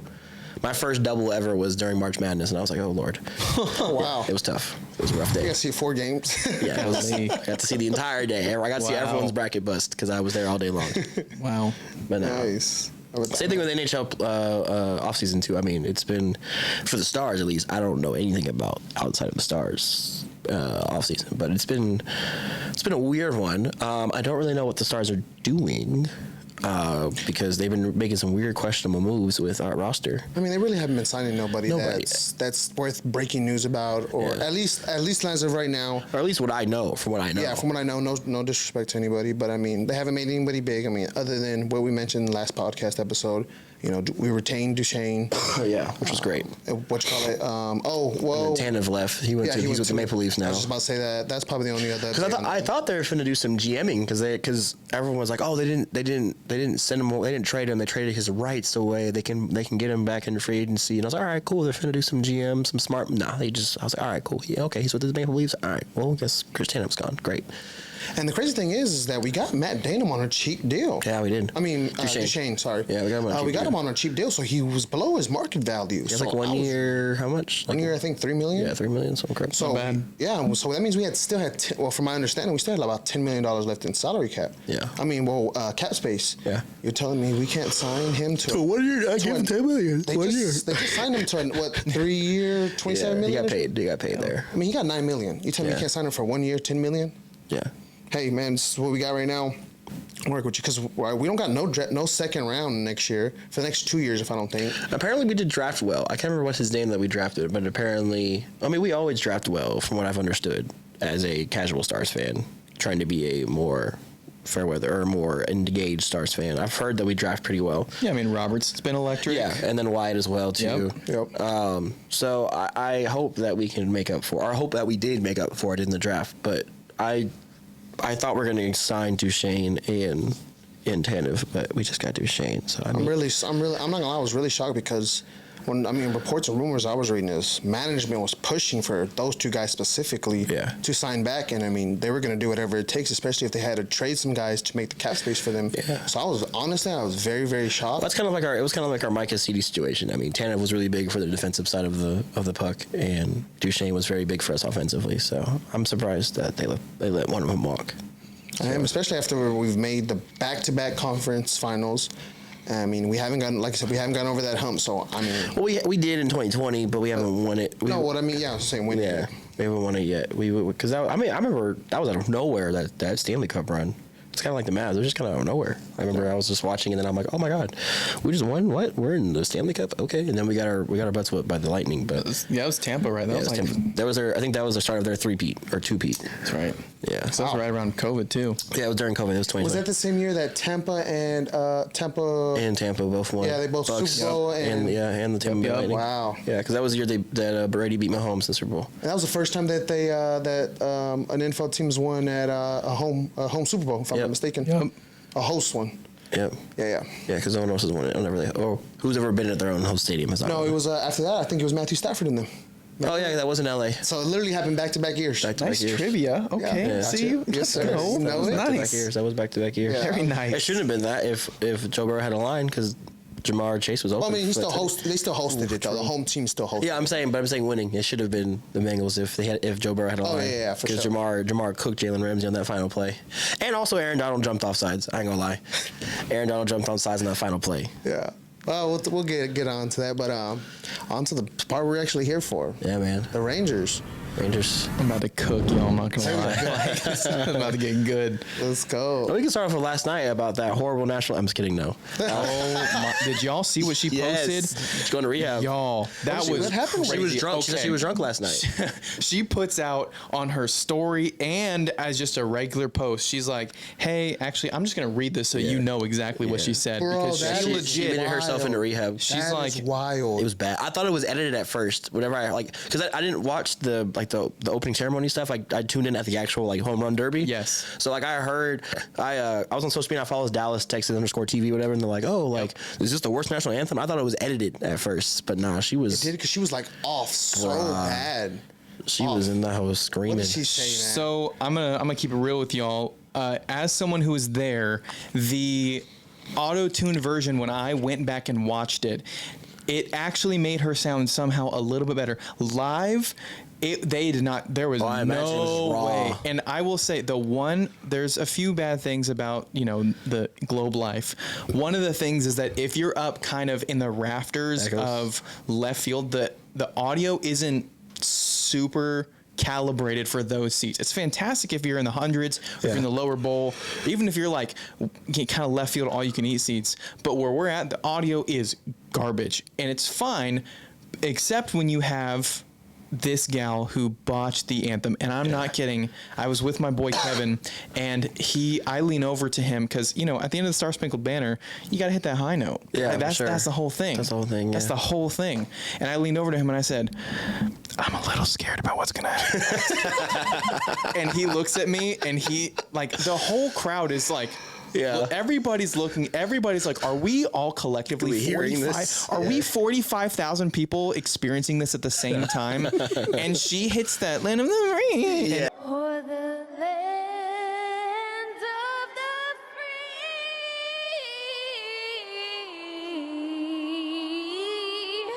free. Everybody's like, "Ooh." Oh my!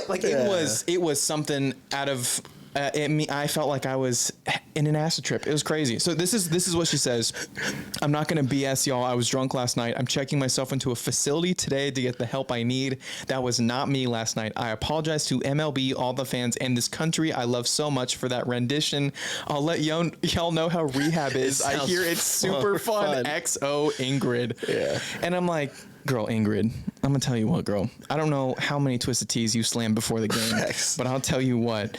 I don't think that there was any amount of alcohol, any amount of Pedialyte that was gonna fix what happened, because I'm not kidding. It was atrocious. That was the worst. That was worse than Fergie, and Fergie was bad. You need to take, maybe you do whatever you need to do to fully calibrate your brain, but watch the minute 30 seconds of her singing the anthem. If you haven't, it's so bad. Oh my goodness. I ain't gonna lie. I watched 30 seconds of it on the video they showed. Texas_TV, and it was so bad. Francis Scott Key is rolling in his grave. No, right facts. Now. Like 100%. straight up. 100%. Yeah. Anyways, he cannot handle it. My thing is, how does she even? How do they select the national anthem singer? Like, I think it's just they forked out like probably $250,000 too. They're like, we need someone, country artist, it's Texas, someone who's got kind of a raspy voice. And I always like to make fun of vocalists who they sing in cursive. Yeah. Where they don't say no, they say nar, and it's like it kind of sounds like that borderline Australian accent thing. Yeah.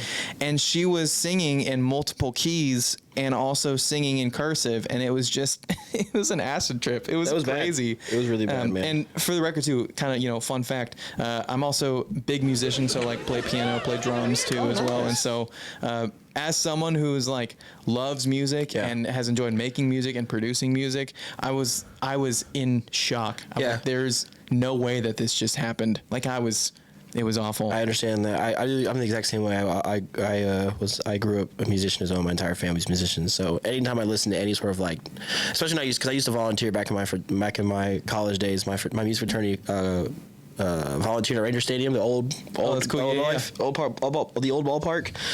And every game I went to, I would always like, all right, what's the national anthem going to be? And everybody be like, oh, that was sucker. I'm like, no, but no, that one was like, I literally was like, this has to be fake. There's no way this human being literally sang this in front of thousands and thousands of people. Yeah, Fergie's okay now. Yeah, Fergie's fine. Fergie sounded like she deserves to be in the opera. That's what I'm saying now. Facts, because that was horrible. Yeah. What wasn't horrible was watching the home runs, because from my vantage point, I was on the third base side, and I'll tell you what, those boys could mash. And Teoscar Hernandez absolutely deserves winning the Derby. It was nice to see him and Bobby Witt go toe-to-toe. That finals round was amazing. But you probably don't remember, but the very, very beginning of Teoscar Hernandez's round, they changed up the rules where round one or round two? In round one, okay. Where you have 3 minutes or 40 pitches, so whatever comes first. So it's like, okay, most of the dudes, they would take their break either at like a minute 30 or when you have 20 pitches left. That was typically when they take the breaks, and you'd have anywhere between 3 to maybe 8 or 9 home runs. Teoscar Hernandez hits like 5 of the first 6 or 7 pitches he hits, and he hit one 473 feet. Sheesh. And it was like, oh my goodness, because it was so much farther than anything anybody else had hit. It's farther than anything that Adolis hit, Bobby Wood, Alec Bohm. I was so sad about Adolis' performance. Yeah. Came out so strong in that first 3 minutes. He looked really, really good. And so I was watching him take BP, and there was a point where he had hit 12 bombs in a row during BP. Mm-hmm. And it was like, oh my goodness, I'm about to throw down a prop bet right now for Adolis, because he's looking really, really good. Yeah, everyone had him winning. Everything I saw had him projected to win because he was in his hometown. He knew the park well, all that stuff. Yeah, and he looked so good in BP. And there were a few guys that weren't in the Derby that took BP beforehand, because they opened up the stadium. Typically, they do 2 hours before start time. Yeah. They opened up 3 hours before. Oh, dang. And so because I was sweating my balls off at the All-Star Village because that was outside. Dude, I imagine how horrible. Oh my gosh, it was 102. I clocked in 17,000 steps yesterday. Sheesh. Crazy.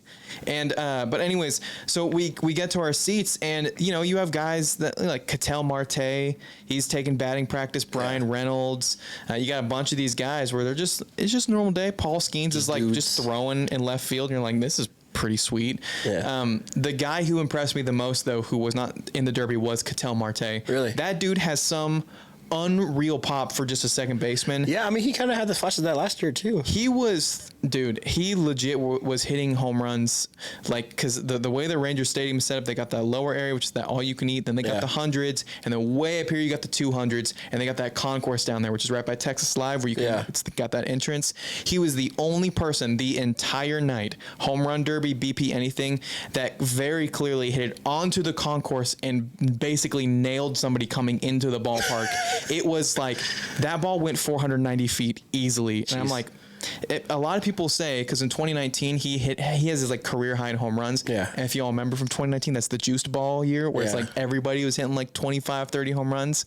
I have zero doubts now in my mind that Ketel Marte has got stupid pop, but he's just so good of a hitter. He doesn't need to turn it on all the time. He just does his thing. He just hits the ball for average. He hits extra base hits, and if he hits a home run every once in a while, I mean.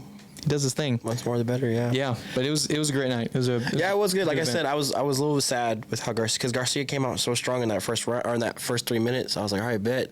Yeah. Had 18 to start off. I was like, he's gonna easily keep up with the other boys, and then just fell flat in that last final out round. Yeah, so that sucked. I was really sad, and it looked like for a second he's gonna be okay with 18, and then Hernandez came in, had that last second 19. I was like, yeah, I bet. Yeah, I feel like. I don't know, man. It felt like they were pulling teeth to get Derby participants in the first place. Yeah.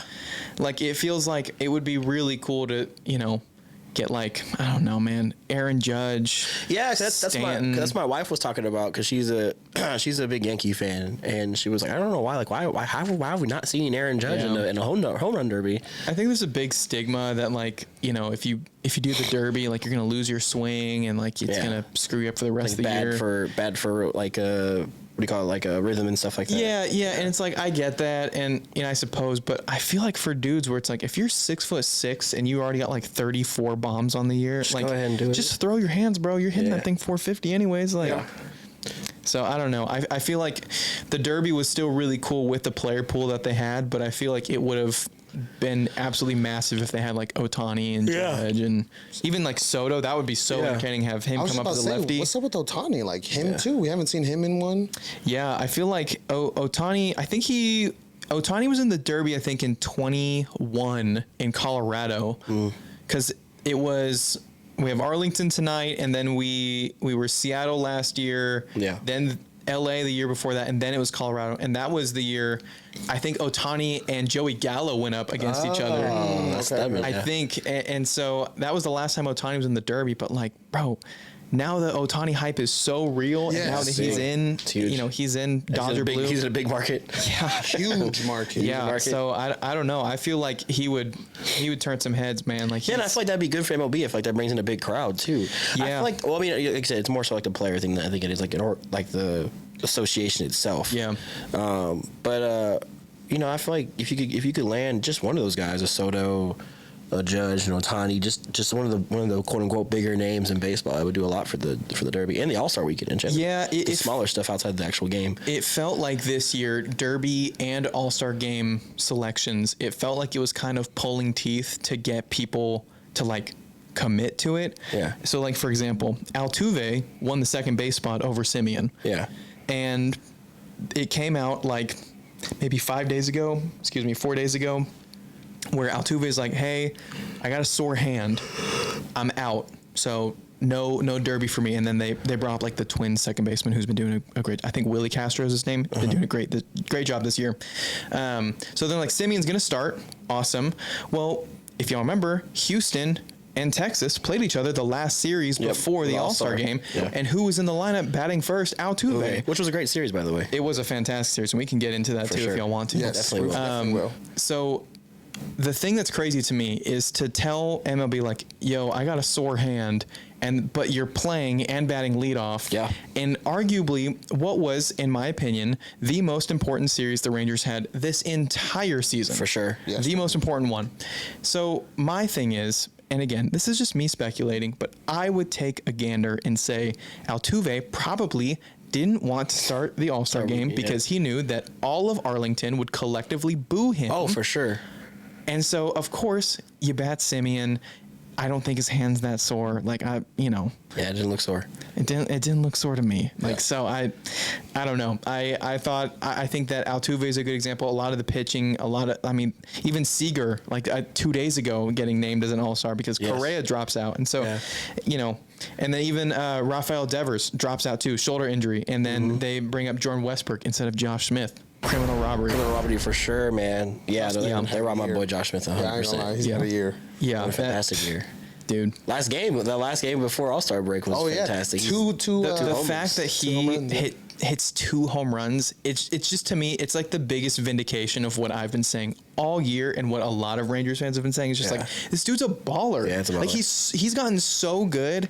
And I made this graphic like 2 or 3 weeks ago where I was like, at one point, this dude had the same batting average as Aaron Judge. Yep. He had a better on-base percentage than Ohtani, and he had a better slugging percentage than Pete Alonso and Fernando Tatis Jr. Yep. So you're telling me that this dude, Some of the best baseball players currently. that's what I'm saying, and he's kept the numbers up. And that's the thing, is we're also in an era of baseball this year where batting average is the lowest it's been since the 60s. Since like 1968. Yep. It's been a long time. Average is way low.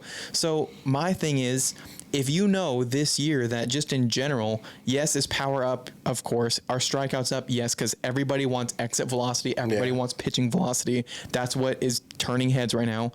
See Paul Skeens, for example. Love him right now. I'm not Love that dude. He's balling. He is balling. And my thing is Josh Smith going to turn heads with his exit velocity? Any of his expected numbers? No, he's not going to. But is he hitting 290, and has he been hitting 290 for really like the entire year? Yeah, more or less, he has. Yeah. And the thing is, if you look at like each month too, his April, fantastic. He had like an average, like just, you know, they use WRC plus. It's one of my favorite metrics because it's basically, hey, 100 is just an average player, and any number below that, like if you're 90, you're 10% less effective at creating runs than the average MLB player. Ooh. He had like a 97 in May, and then in June it was like 148, and then so far in July it's like a 178. Sheesh. And so it's like this dude's just been like great, consistently like all-star level all year. He just hasn't gotten the love for it. And I remember too, like when Josh Young went down too, I was like, oh, I don't know how I feel about Josh Smith being at third, but you know, like we got to let it rock, and he's been solid. Yeah, both defensively and offensively, just been solid no matter what. I'm like, all right, cool. Because I was scared because Josh was huge for us at third base. I mean, came into the league and just immediately was just a baller at third base. Yeah, and so I was just scared at first. People gave me a lot of crap for because I've made a few posts about how Josh Smith should be an all-star. Yeah. And a lot of people will say, yeah, but his defense is terrible. And I'm like, okay, I really want to look at this because I feel like he's made some fantastic plays. Yeah. And I look and I'm like, this dude's got the best fielding percentage out of all third basemen in the American League. Like, I don't know how many more things like you have to look at. And at that time, I think he had 3 errors on the season. Yeah. Like, dude, like how much more could you want from this guy? Where it's like you're playing the hot corner, you're getting balls hit at you like 105, 108 miles an hour. Yeah. You're still making clean plays. I don't know. Just it feels like a big snub. It feels almost it's not this bad. Adrian Beltre got snubbed in like 03 or 04. Yeah. Did y'all ever see that video that I put out about Beltre and his whole All-Star snub? No, I remember seeing the Beltre video, but I don't recall exactly what happened. This dude had a 9.6 WAR that year and was second in MVP voting to Barry Bonds and led the NL, which means that he beat Barry Bonds in home runs that year. He had a 9.6 WAR and did not make the All-Star team. That's crazy. Straight up. That's ridiculous. Like unreal snub, because I came to this idea of like, well, who've been like the biggest snubs in All-Star history? And sure enough, I'm like, oh, it's Beltre. Beltre in 04, straight up, when he had 48 or 47 home runs in a single season. Crazy stuff. And didn't make an All-Star game? Did not make the All-Star team. That's wild. That is crazy. I'm not going to lie. That is unheard of. With one of the most productive seasons in the history of baseball from a single player. To be in the same conversation with Barry Bonds. I mean, yeah, if it's like especially that year. Yeah, if you mention anything with any of the greats, you should probably be in there. Saying. Especially if you're beating them. Yeah. It was that they're good at. Yeah, so that was the year Barry Bonds had like a 1,400 OPS, had an on-base percentage of 609 or whatever, and Beltre was second in MVP voting. That's crazy. But no, nothing to take away against Barry Bonds, but he was on roids, right? Yeah, he was. Okay, I was making sure. I was like, I'm not mistaken. That's why he's not a Hall of Famer, right? Yeah, that's correct. Okay, I was like, because I mean, I hear a lot. It's very controversial. So I was like, well, if he's doing that on roids, Adrian Beltre did it without. I mean, he should get some more credit. You know what I'm saying? I was saying, well, I mean, one of them's in the Hall of Fame and one of them isn't. That is true. One of them not. Just leave it at that. Leave it at that. Yeah, no, it was crazy, man. And I'm as happy that we got a little bit more Rangers in the actual All-Star game itself, because I did feel like, dang, because before Corey, it was just Simeon and Yates. That was it. Yeah. So I was kind of like, ugh, wow, no love for us. Yeah, I had thought that for a while that we were going to probably only have 3 or 4 All-Stars, but I didn't think that Seager was going to make it just for the sheer fact that Gunnar Henderson and Bobby Witt Jr. have just been really otherworldly. Yeah. And for a really long time, well, not a really long time, for the first couple months of the season, Anthony Volpe on the Yankees looked fantastic, but he's kind of fallen off. I think because Volpe kind of, you know, fell down a few rings, and Correa also kind of, you know, he got injured. Yeah. Well, now you have Seager coming in, which it feels weird because, like, you could say that Seager may be the 5th best shortstop in the American League, which is crazy to say that right now. It is crazy. Maybe not necessarily by, you know, pure talent, but by numbers. Yeah. Sure. Yep. More so of a down year than it is overall talent. Yeah, but like I didn't have Seager. I had Simeon making it. I had Yates making it, and then I actually thought that John Gray was going to make it as well as a pitcher. But then he got really roughed up, I think, in the Phillies series. Yeah, and because at that point he had like a 2 ERA. Like he was like in the top 4 in ERA in the AL. I'm like, okay, John Gray is like, he's a dog right now. Yeah. But now he's in the bullpen, which is crazy. Yeah. Robertson's been balling out too as well. He had a great series against the Astros. David Robertson, if you ever watch this, I just want to let you know, you can adopt me legally.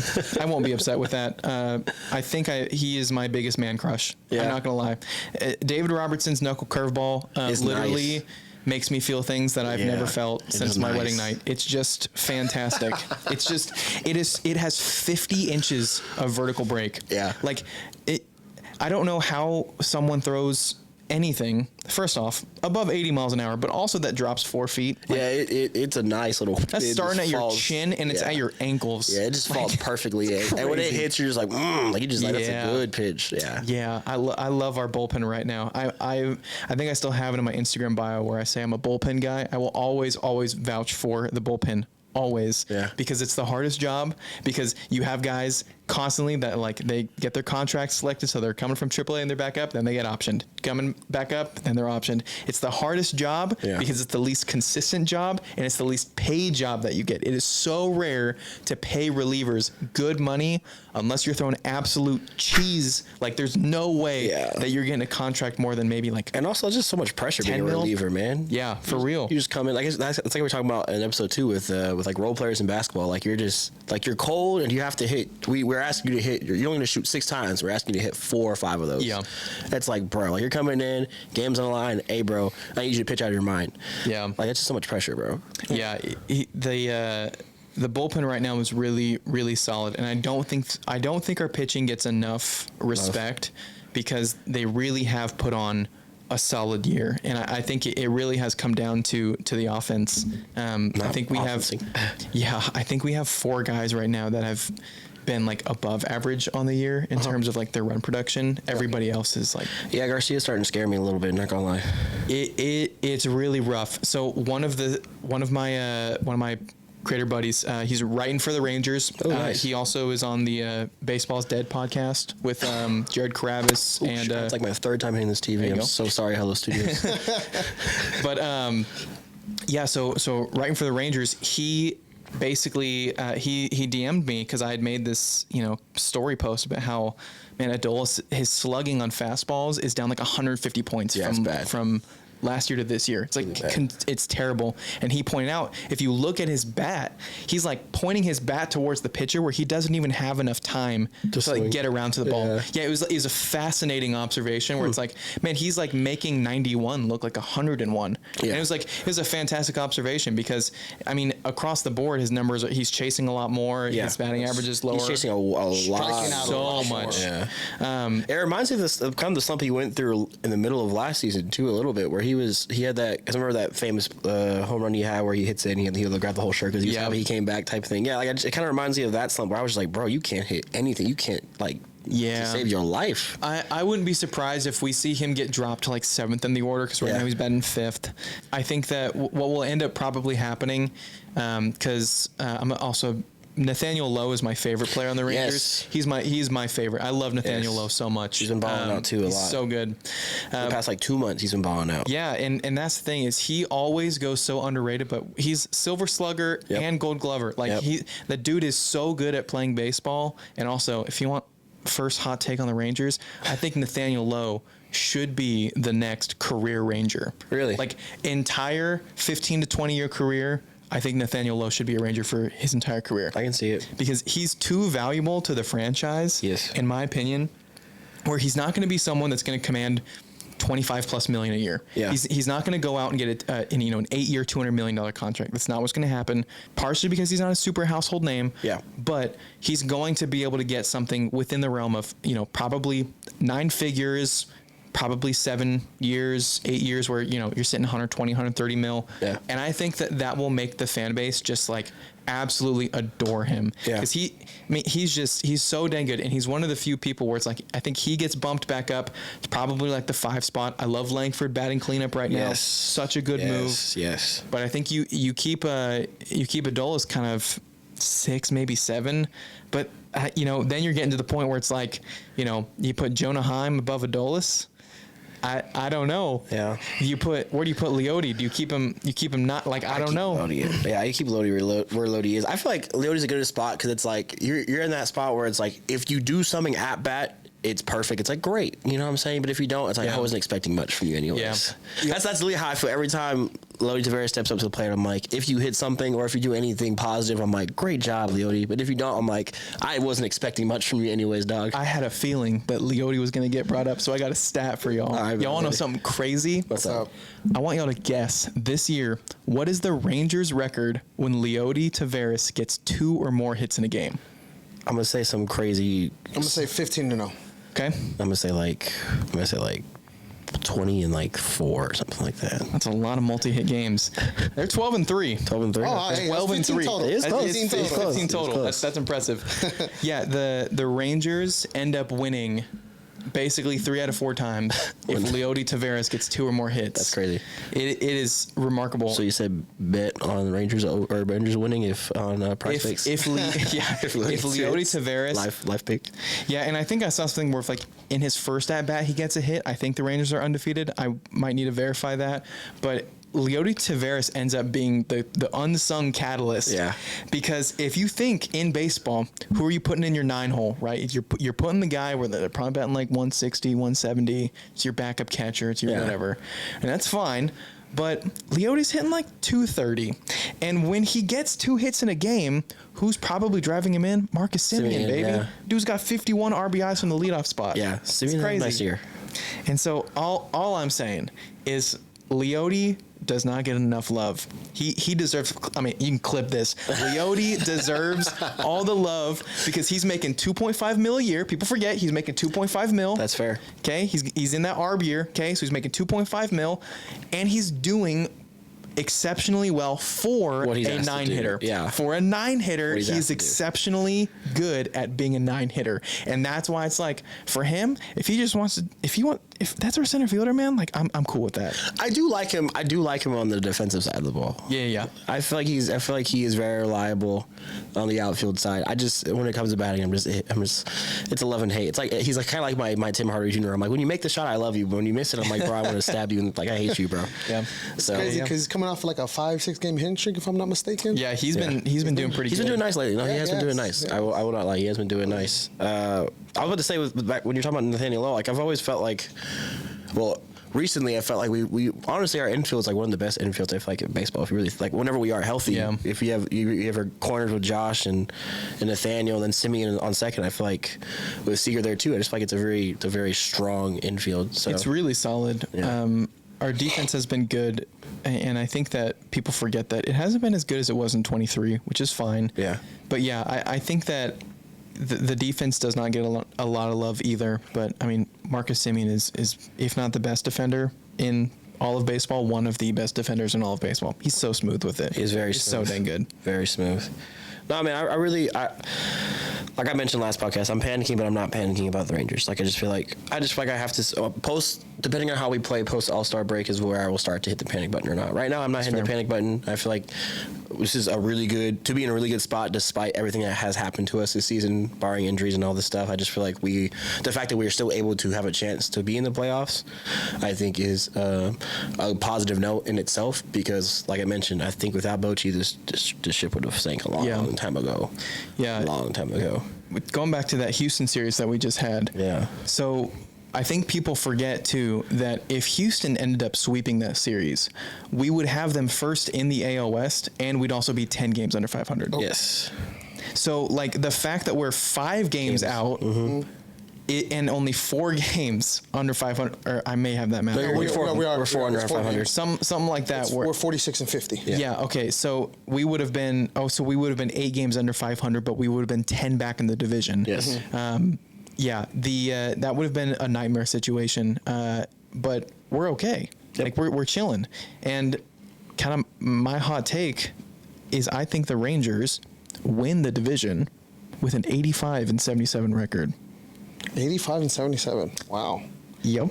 The only thing that gives me confidence to sit there and agree with you on that is how we ended this last series. And Yeah. we're going right into All-Star Week. I think that gives us great momentum. I think against a division rival in their home stadium. Bro, when Kirby Yates had that final out, bro, and he was stupid hype, I was with him, man. Bases loaded? Yeah. Bro, I was there with him, bro. Yeah. I was there with him. I was we have 67 games left to basically win 12 more than 500. That's how the math checks out. Yeah. Is win 12 more games than 500 over 67 games, and then you get it 85 and 77. That's how the math checks out.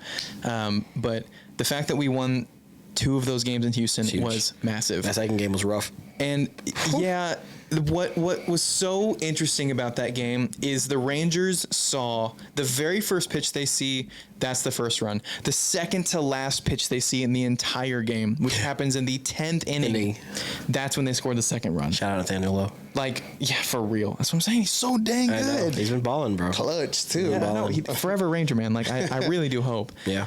But, yeah, and I mean, Yates was absolutely electric going up against. So was Robertson too. Yes. So was Robertson too. Oh my goodness! I'm telling you, if either one of Kirby or David adopt me, please. Yeah. My parents won't mind. They live far away. Like it's totally no. But yeah, the bullpen, they came in clutch. They really did. Evaldi did great that game too. Evaldi did great too. Yep. Also, shout out Josh Spores, friend of Ranger Savant. Josh Spores really follows the page. Nice. He came in. He came in with the bases loaded too. Oh my goodness! Bases loaded, no outs, and I was like, oh Lord. Please, Spores, just. Oh, when they pulled Max. Yeah, when they pulled Max, I was like, please, Spores. Like, even if you just get one run, I'm cool. Just make sure they don't. Just make sure they don't. His first slider he threw. Yeah, I saw that thing, and that thing went. And I'm like, he's back. Beautiful. No, it was beautiful. Shoulder's fine. Yeah, it was beautiful. No injury. I'm like, he's fine. He's great. And so up until the bases loaded, he was doing all right. I mean, other than Max. Yeah, I mean, all he did was give up that home run, right? Yeah. Mm-hmm. Yeah, I mean, other than that, Was it to Myers, I think? Yep, to he had Myers. like 4 or 5 strikeouts after that. He was crushing it. He was cruising through 4 innings, and then I like the call. I like pulling him. I know Max looked pissed, but Max always looks pissed. Max always looks pissed when you pull him, yeah. Even whenever he was injured in the World Series, he was pissed and they pulled him. I know. Yeah, and I really do hope that, with DeGrom and Molly kind of, hopefully getting back soon. And then, on the offensive side, Young and Carter. Young is just is a roller coaster, though, with his injury. It's like he's going to be back, then he's back, then he's delayed, then he's going to be back. I was just about to say that. Yeah. I think he's more unlucky than anything. I do think that he's got the talent to be a guy who hits 35 bombs a year. Oh, yeah. And I think that will happen at some point in the future. I think that he gets a bad rap for being injury prone. But if you look at the injuries, it's been from a hit by pitch or like last year when he broke his thumb or whatever. Yeah. It was because he was catching a 111 mile an hour line drive off the bat of Josh Bell. Yeah. And I don't know if you all have seen Josh Bell. The dude could eat me for lunch. Like dude is huge. Stupidly powerful. And I mean, I'm not going to blame somebody for trying to, if they break their thumb from trying to catch 111 miles an hour, like, I get that. Yeah. Freak accident is what it is. But, I feel like Young is going to come back and he's going to maybe take a little bit, but he's going to plug right into the offense. Yeah. Even going back to what I was saying about the lineup too, like if Adolis ends up going 7, I think you put, Josh Young at 6. Yeah. Because then, you kind of round it out with Heim at 8 and then Tavares at 9. And I feel like Heim's having a pretty good year offensively too. I feel like he's a little bit more improved than he was last year. I disagree with that a little bit. I think that he's been very clutch. He does super well in high leverage situations. The first game of the season was beautiful. Yeah, he does so well in high leverage situations, but I think the thing that he's just so good defensively. Yeah. He's such a great catcher, and I think that he's one of the guys where I always want to see him do well, and I think having him be like a switch hitter also is like massively helpful. I agree. But I would like to see him hit a little bit, like get on base a little bit more because I do think that his average has tanked a little bit this year. Not terrible, but I think he hit like 260, 270 last year, and he's sitting around like 228, 230, something like that. So I think he's been exceptional defensively, but offensively, I wouldn't bat him like cleanup or 5 or whatever. Oh no, for sure. Nowhere. I definitely would have put him higher. I just feel like the games where I have watched, because like I mentioned last podcast, it's so hard if you don't have memberships to find a Ranger game. I have to like scour the earth. Fubo, baby. Honestly, if it wasn't for illegal streaming, bro, I would not be able to watch one Ranger game this year. Yeah. I did the Fubo for like a Fubo. Yeah, for the like first a week. first Astros and Rangers matchup, the Silver Boot series in Arlington, I literally got a free membership. I got the like week-long membership for Fubo just so I could watch it. Yep. But yeah, no, the few games I have watched, he's played well. So I guess maybe my very limited view of him has been very well. Yeah, he's just been one of the guys where it's like, again, offense has been down across the league, so it's not like, oh man, we expected him to do better. But I think that just with how offensive heavy that the team was last year, you'd probably want to expect a little bit more offense from him. Yeah. And that's just, he was a guy who did so dang well and had a lot of RBIs, like so much run production. And it's a little bit less than or a little bit less this year, which is totally okay. My thing was when you said he's been exceptional on defense. I mean, I guess the times I've got to see him, I feel like he gives up a lot of stolen bases. I mean, obviously he's not, for sure, but I don't feel like he gets the ball there fast enough. Or I mean, it's a very tough position. For me, I just feel like it's evident whenever it's not him, because I feel like even against the last game in the Astros series, I feel like I can't remember who stole the base. It might have been Altuve. Yeah, it was Altuve. I feel like if that was Heim, I feel like he would have caught him. Yeah, I think with Heim, it's, again, he put on a catching clinic last year. It was his career year last year. Yeah, dude, when he caught Gunnar Henderson. Tying run at first, winning run at the plate. There goes Henderson. Throw from Heim. He got him. Jonah Heim throws out Gunnar Henderson.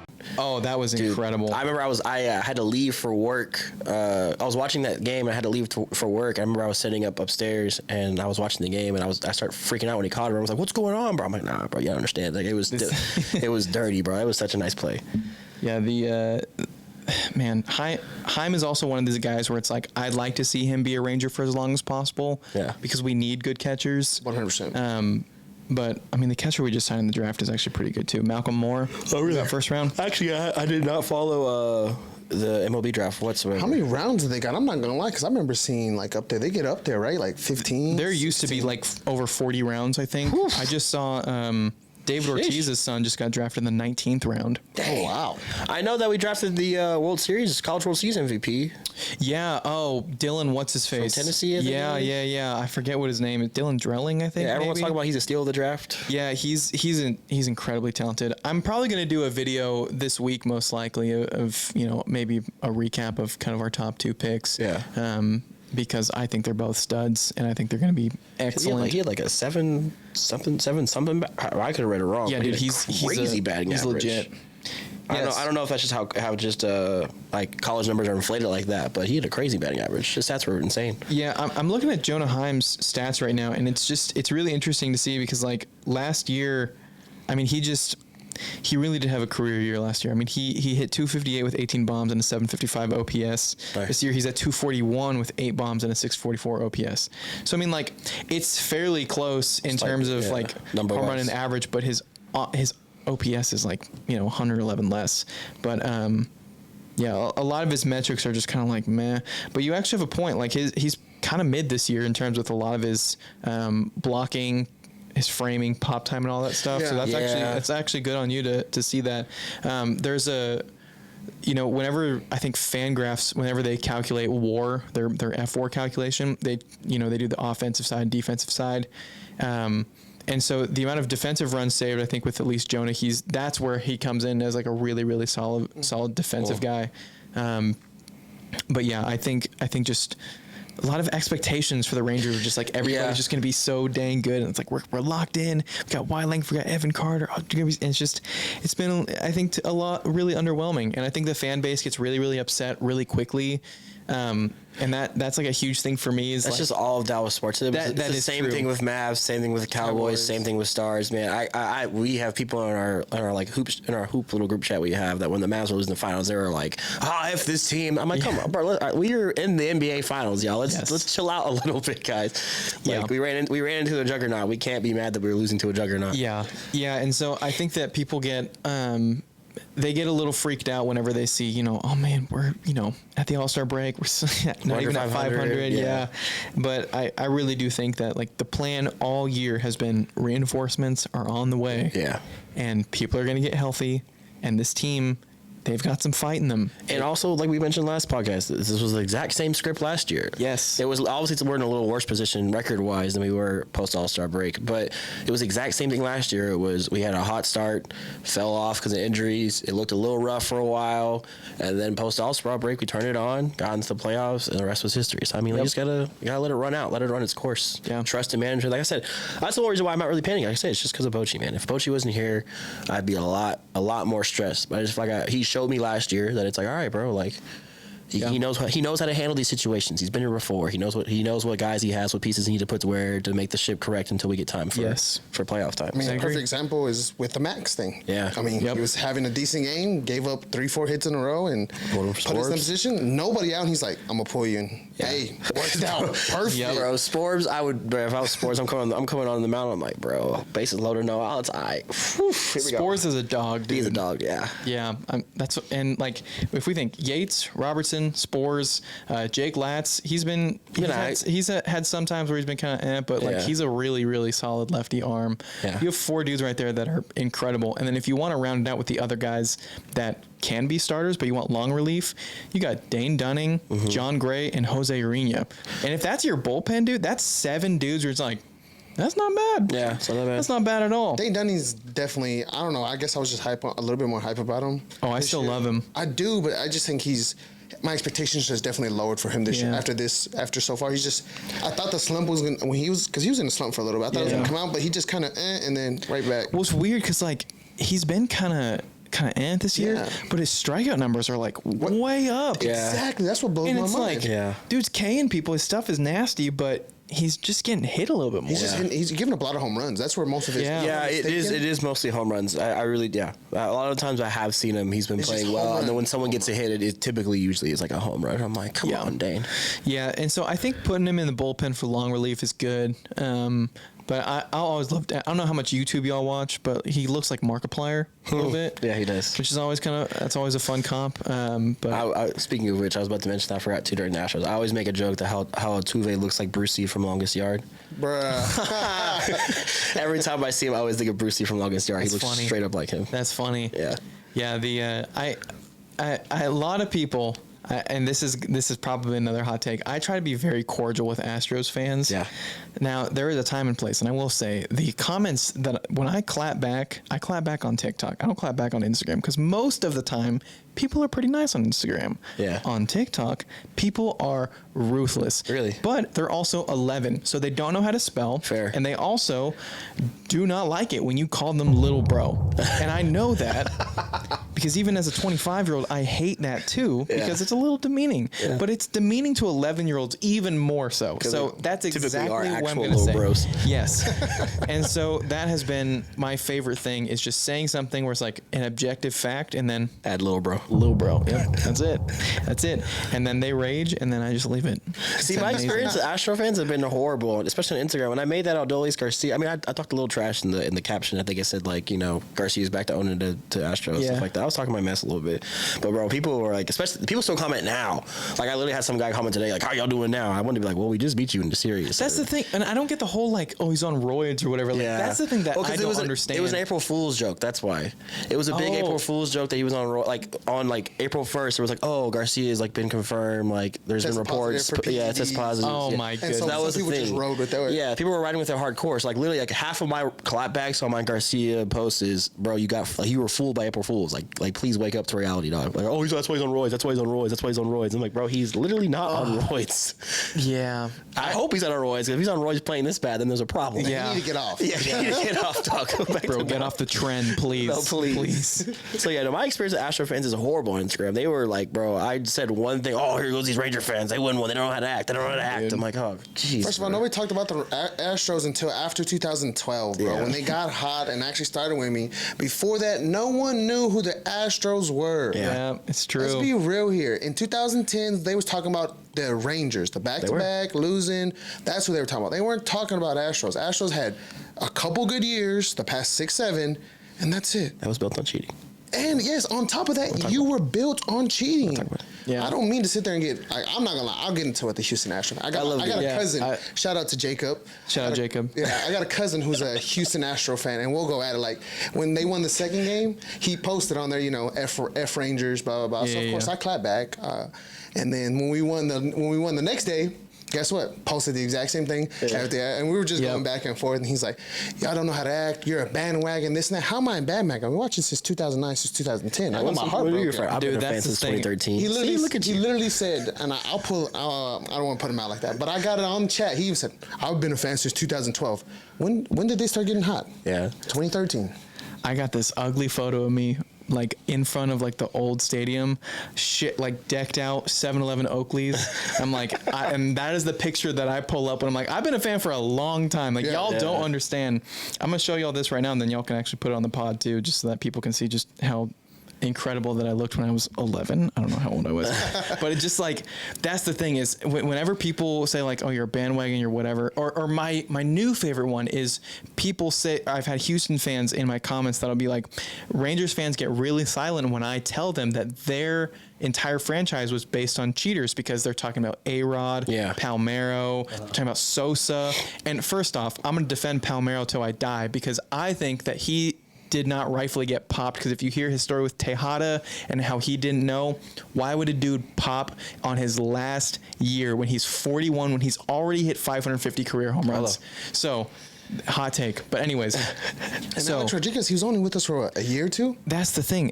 If you look, it's actually the Yankees that by far have the most people that have been popped for Peds. And then it's like the A's and then the Giants. So it was West Coast and East Coast that had the biggest steroid issues. It was never the Rangers. It's never, ever been the Rangers. And if we use that logic of like, oh, well, you cheated and that's how you built your franchise, and so we cheated. It's like that doesn't make any sense. Like that's we don't pop steroids. Our Rangers do hard drugs around here. Okay, that's what I'm saying.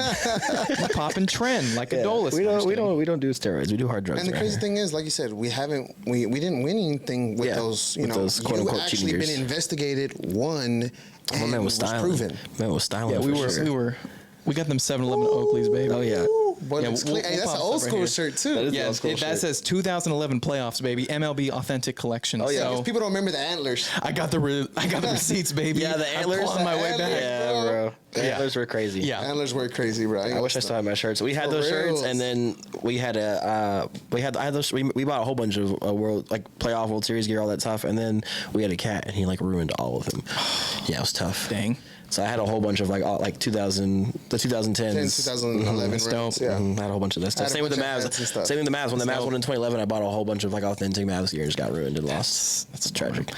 From the 2010, 2011 teams, who are y'all's favorite players? Mine, that's tough because I feel like there was a lot. If you got one, it's fine. If you got multiple, also fine. I'll go with mine, but it's only. I think my sister had a lot of influence on it. She was a big Nelson Cruz fan. Yeah. Huge Nelson Cruz. I feel like that's kind of like the default answer, honestly. I don't know. I haven't really talked to that many Ranger fans about Ranger. I mean, usually I hear like Michael Young. Yeah. Nolan Ryan, Ian Kinsler, among those guys. Josh Hamilton. Yep. But, I mean, I feel like Nelson Cruz is not up there, and especially because he gets a lot of hate for... I don't care. Nobody says I ain't gonna stun my eyes. Ain't no way you threw that game, bro. Somebody paid you. I don't care. You're a professional baseball player, and you can make one catch to win a World Series. That I think. I mean, if you go back and look at it, it might be an 80%, 75% catch ball, in my opinion, and he just misses it. Absolutely misses it. Yeah, that was tough. So, but I mean, mine would be Nelson Cruz up until that point. That's when I really liked. I think that's when I stopped. Was like, man, like you broke my heart, man. Yeah. But I think Nelson Cruz, just because he was a big gunner, he was, boom. He was big. Yeah, he was huge, and he hit a lot of home runs. I liked him. He was, And then, I mean, that would be mine. Mine would be Nelson Cruz. Also, quick thing, real quick. I just got an ESPN report. Kyrie Irving has surgery apparently. He suffered a broken left hand earlier this month while training. Breaking news? Yeah. On the pod? On the pod.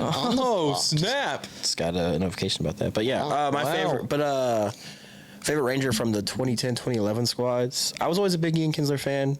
Yep. But I'd probabably say that or Michael Young. I like Feliz too. I ain't gonna stunt, man. That fastball, bro. Feliz was also big. He was too. a cold closer. Yeah. I loved him. I ain't gonna lie, I did, man. Yeah, I love me some Michael Young. I love me some Colby Lewis too. Colby Lewis was good. He was a great pitcher. CJ Wilson. My mom had a huge crush on CJ Wilson. I sent him a post. I saw a post that apparently we would have drafted what's his face? Winston. Oh my God. Jameis Winston. Yeah, Jameis Winston apparently would have. Yeah, it was ESPN. 2015. It was like baseball or football stars that could have been drafted. Baseball. Apparently he went 5th round, something like that, to the Rangers or something like that. Like 2015, no? I know Russell Wilson was drafted by the Rangers too, and he played a couple spring training games. You know who surprised me? Tom Brady. Tom Brady was on that list. Yeah, on the Expos. Too. Yeah. 2012 15th round pick selected by the Rangers, Jameson Winston. Wow. Yeah, That's and crazy. then Tom Brady was a 1995 18th round pick by the Montreal Expos. Jameis Winston, just fun fact, has got my favorite meme is the eat the W. I say one thing. I want everybody to look at me. I'm going to pass it to corner after I say one thing. Let's go. That's a W. Let's eat one. Let's eat one. That's a W. How many people want to eat a W tonight? How many eat a W tonight? That's my favorite thing ever. So like, Kayla and I were really into playing pickleball. Yeah. And so we got this like little handshake where we'll go up, down, and then we'll eat the W. It's like really cold, and we're also really good at pickleball too. And so we'll just destroy our friends. I haven't played a good pickleball game. It's so good. I'll be honest, I've never played pickleball. You should play it. You love it, bro. It's really fun. What is it like? Mini tennis? It's mini, small tennis. Yeah. But it's Ball's really a little fun. lighter, no? Yeah, it's like a wiffle ball. Okay. I was like, I've seen it a couple times, but I've never. It's a lot of fun. Because I ain't gonna lie, I It's so played much tennis fun. one time in high school. Bro, tennis is so I ain't hard. gonna lie, I talked mess about tennis. Talking Tennis about, is so hard. that is a sport. It's so Tennis hard. is so hard. I regret ever not calling tennis a sport. While I was trying to run up. The one time I played tennis was to impress a girl, and I injured myself twice in a row. I twisted my ankle, the same ankle twice. I'm about to say what parts out of curiosity, but same ankle twice. Yeah, I went up to catch a ball, came down, twisted it, and then tried to play it off. Yeah, I'm cool. I'm fine. Yeah, whatever. Let's keep going. And then try to go to save a ball. Same ankle again. I was like, okay, I'm done. You're like, done. Yeah, I was like, I'm done. Ankle this big when he gets I looked like Messi, bro. It was just. It was a big. grapefruit in your sock, dude. No, What facts. is going on? I think it literally was the size of a baseball. It was on a school band trip. We coming back to Texas, or we were coming back to Arlington, and I was in a wheelchair. We stopped at the San Antonio Riverwalk, and my friend pushed her on a wheelchair. Real. amazing. It was rough. Real. It was rough. You real for pushing you though? He was real. He was real. That's incredible. I'm like, bro, you better roll. You got wheels. yeah. What'd you play in band? I played French horn. Let's go, dude. Yeah, That's awesome. I was an all-stater. Let's go, baby. We Yes, like sir. that. Let's go. And we can do our final hot take though, because we have a couple minutes left. They're probably gonna come kick us out in a sec. But real quick, who do you think is the best Ranger all time? Ooh, best Ranger all time. Can I throw an honorable mention? Because I think, in my personal opinion, I think he had the potential, but obviously things Didn't work out. didn't work out. And y'all know why. Josh Hamilton. Josh Hamilton for sure. I just throw an honorable mention. That's not who I picked, but because first of all, he's sure. left-handed. Sure. No, that man was. I ain't gonna lie, that made him 10 times cooler. That man was a machine for sure. And then he had that sleeve on there. It made him 10 times cooler when he hit a home run. And so, that's an honorable mention for me. I wish he would have played. I wish he would have stayed in his career longer with us. Yeah. And everything. Like I said, Unfortunately, we don't do roids. We do drugs around here, boys. and he's a prime example of that. Yeah, that's we true. do hardcore drugs around here. Yeah. That's the Rangers. All right, that's the Rangers. That's the Texas way. That's allowed. That's how we do in Dallas. But that's my honorable mention. Who's your pick though? Who's your pick?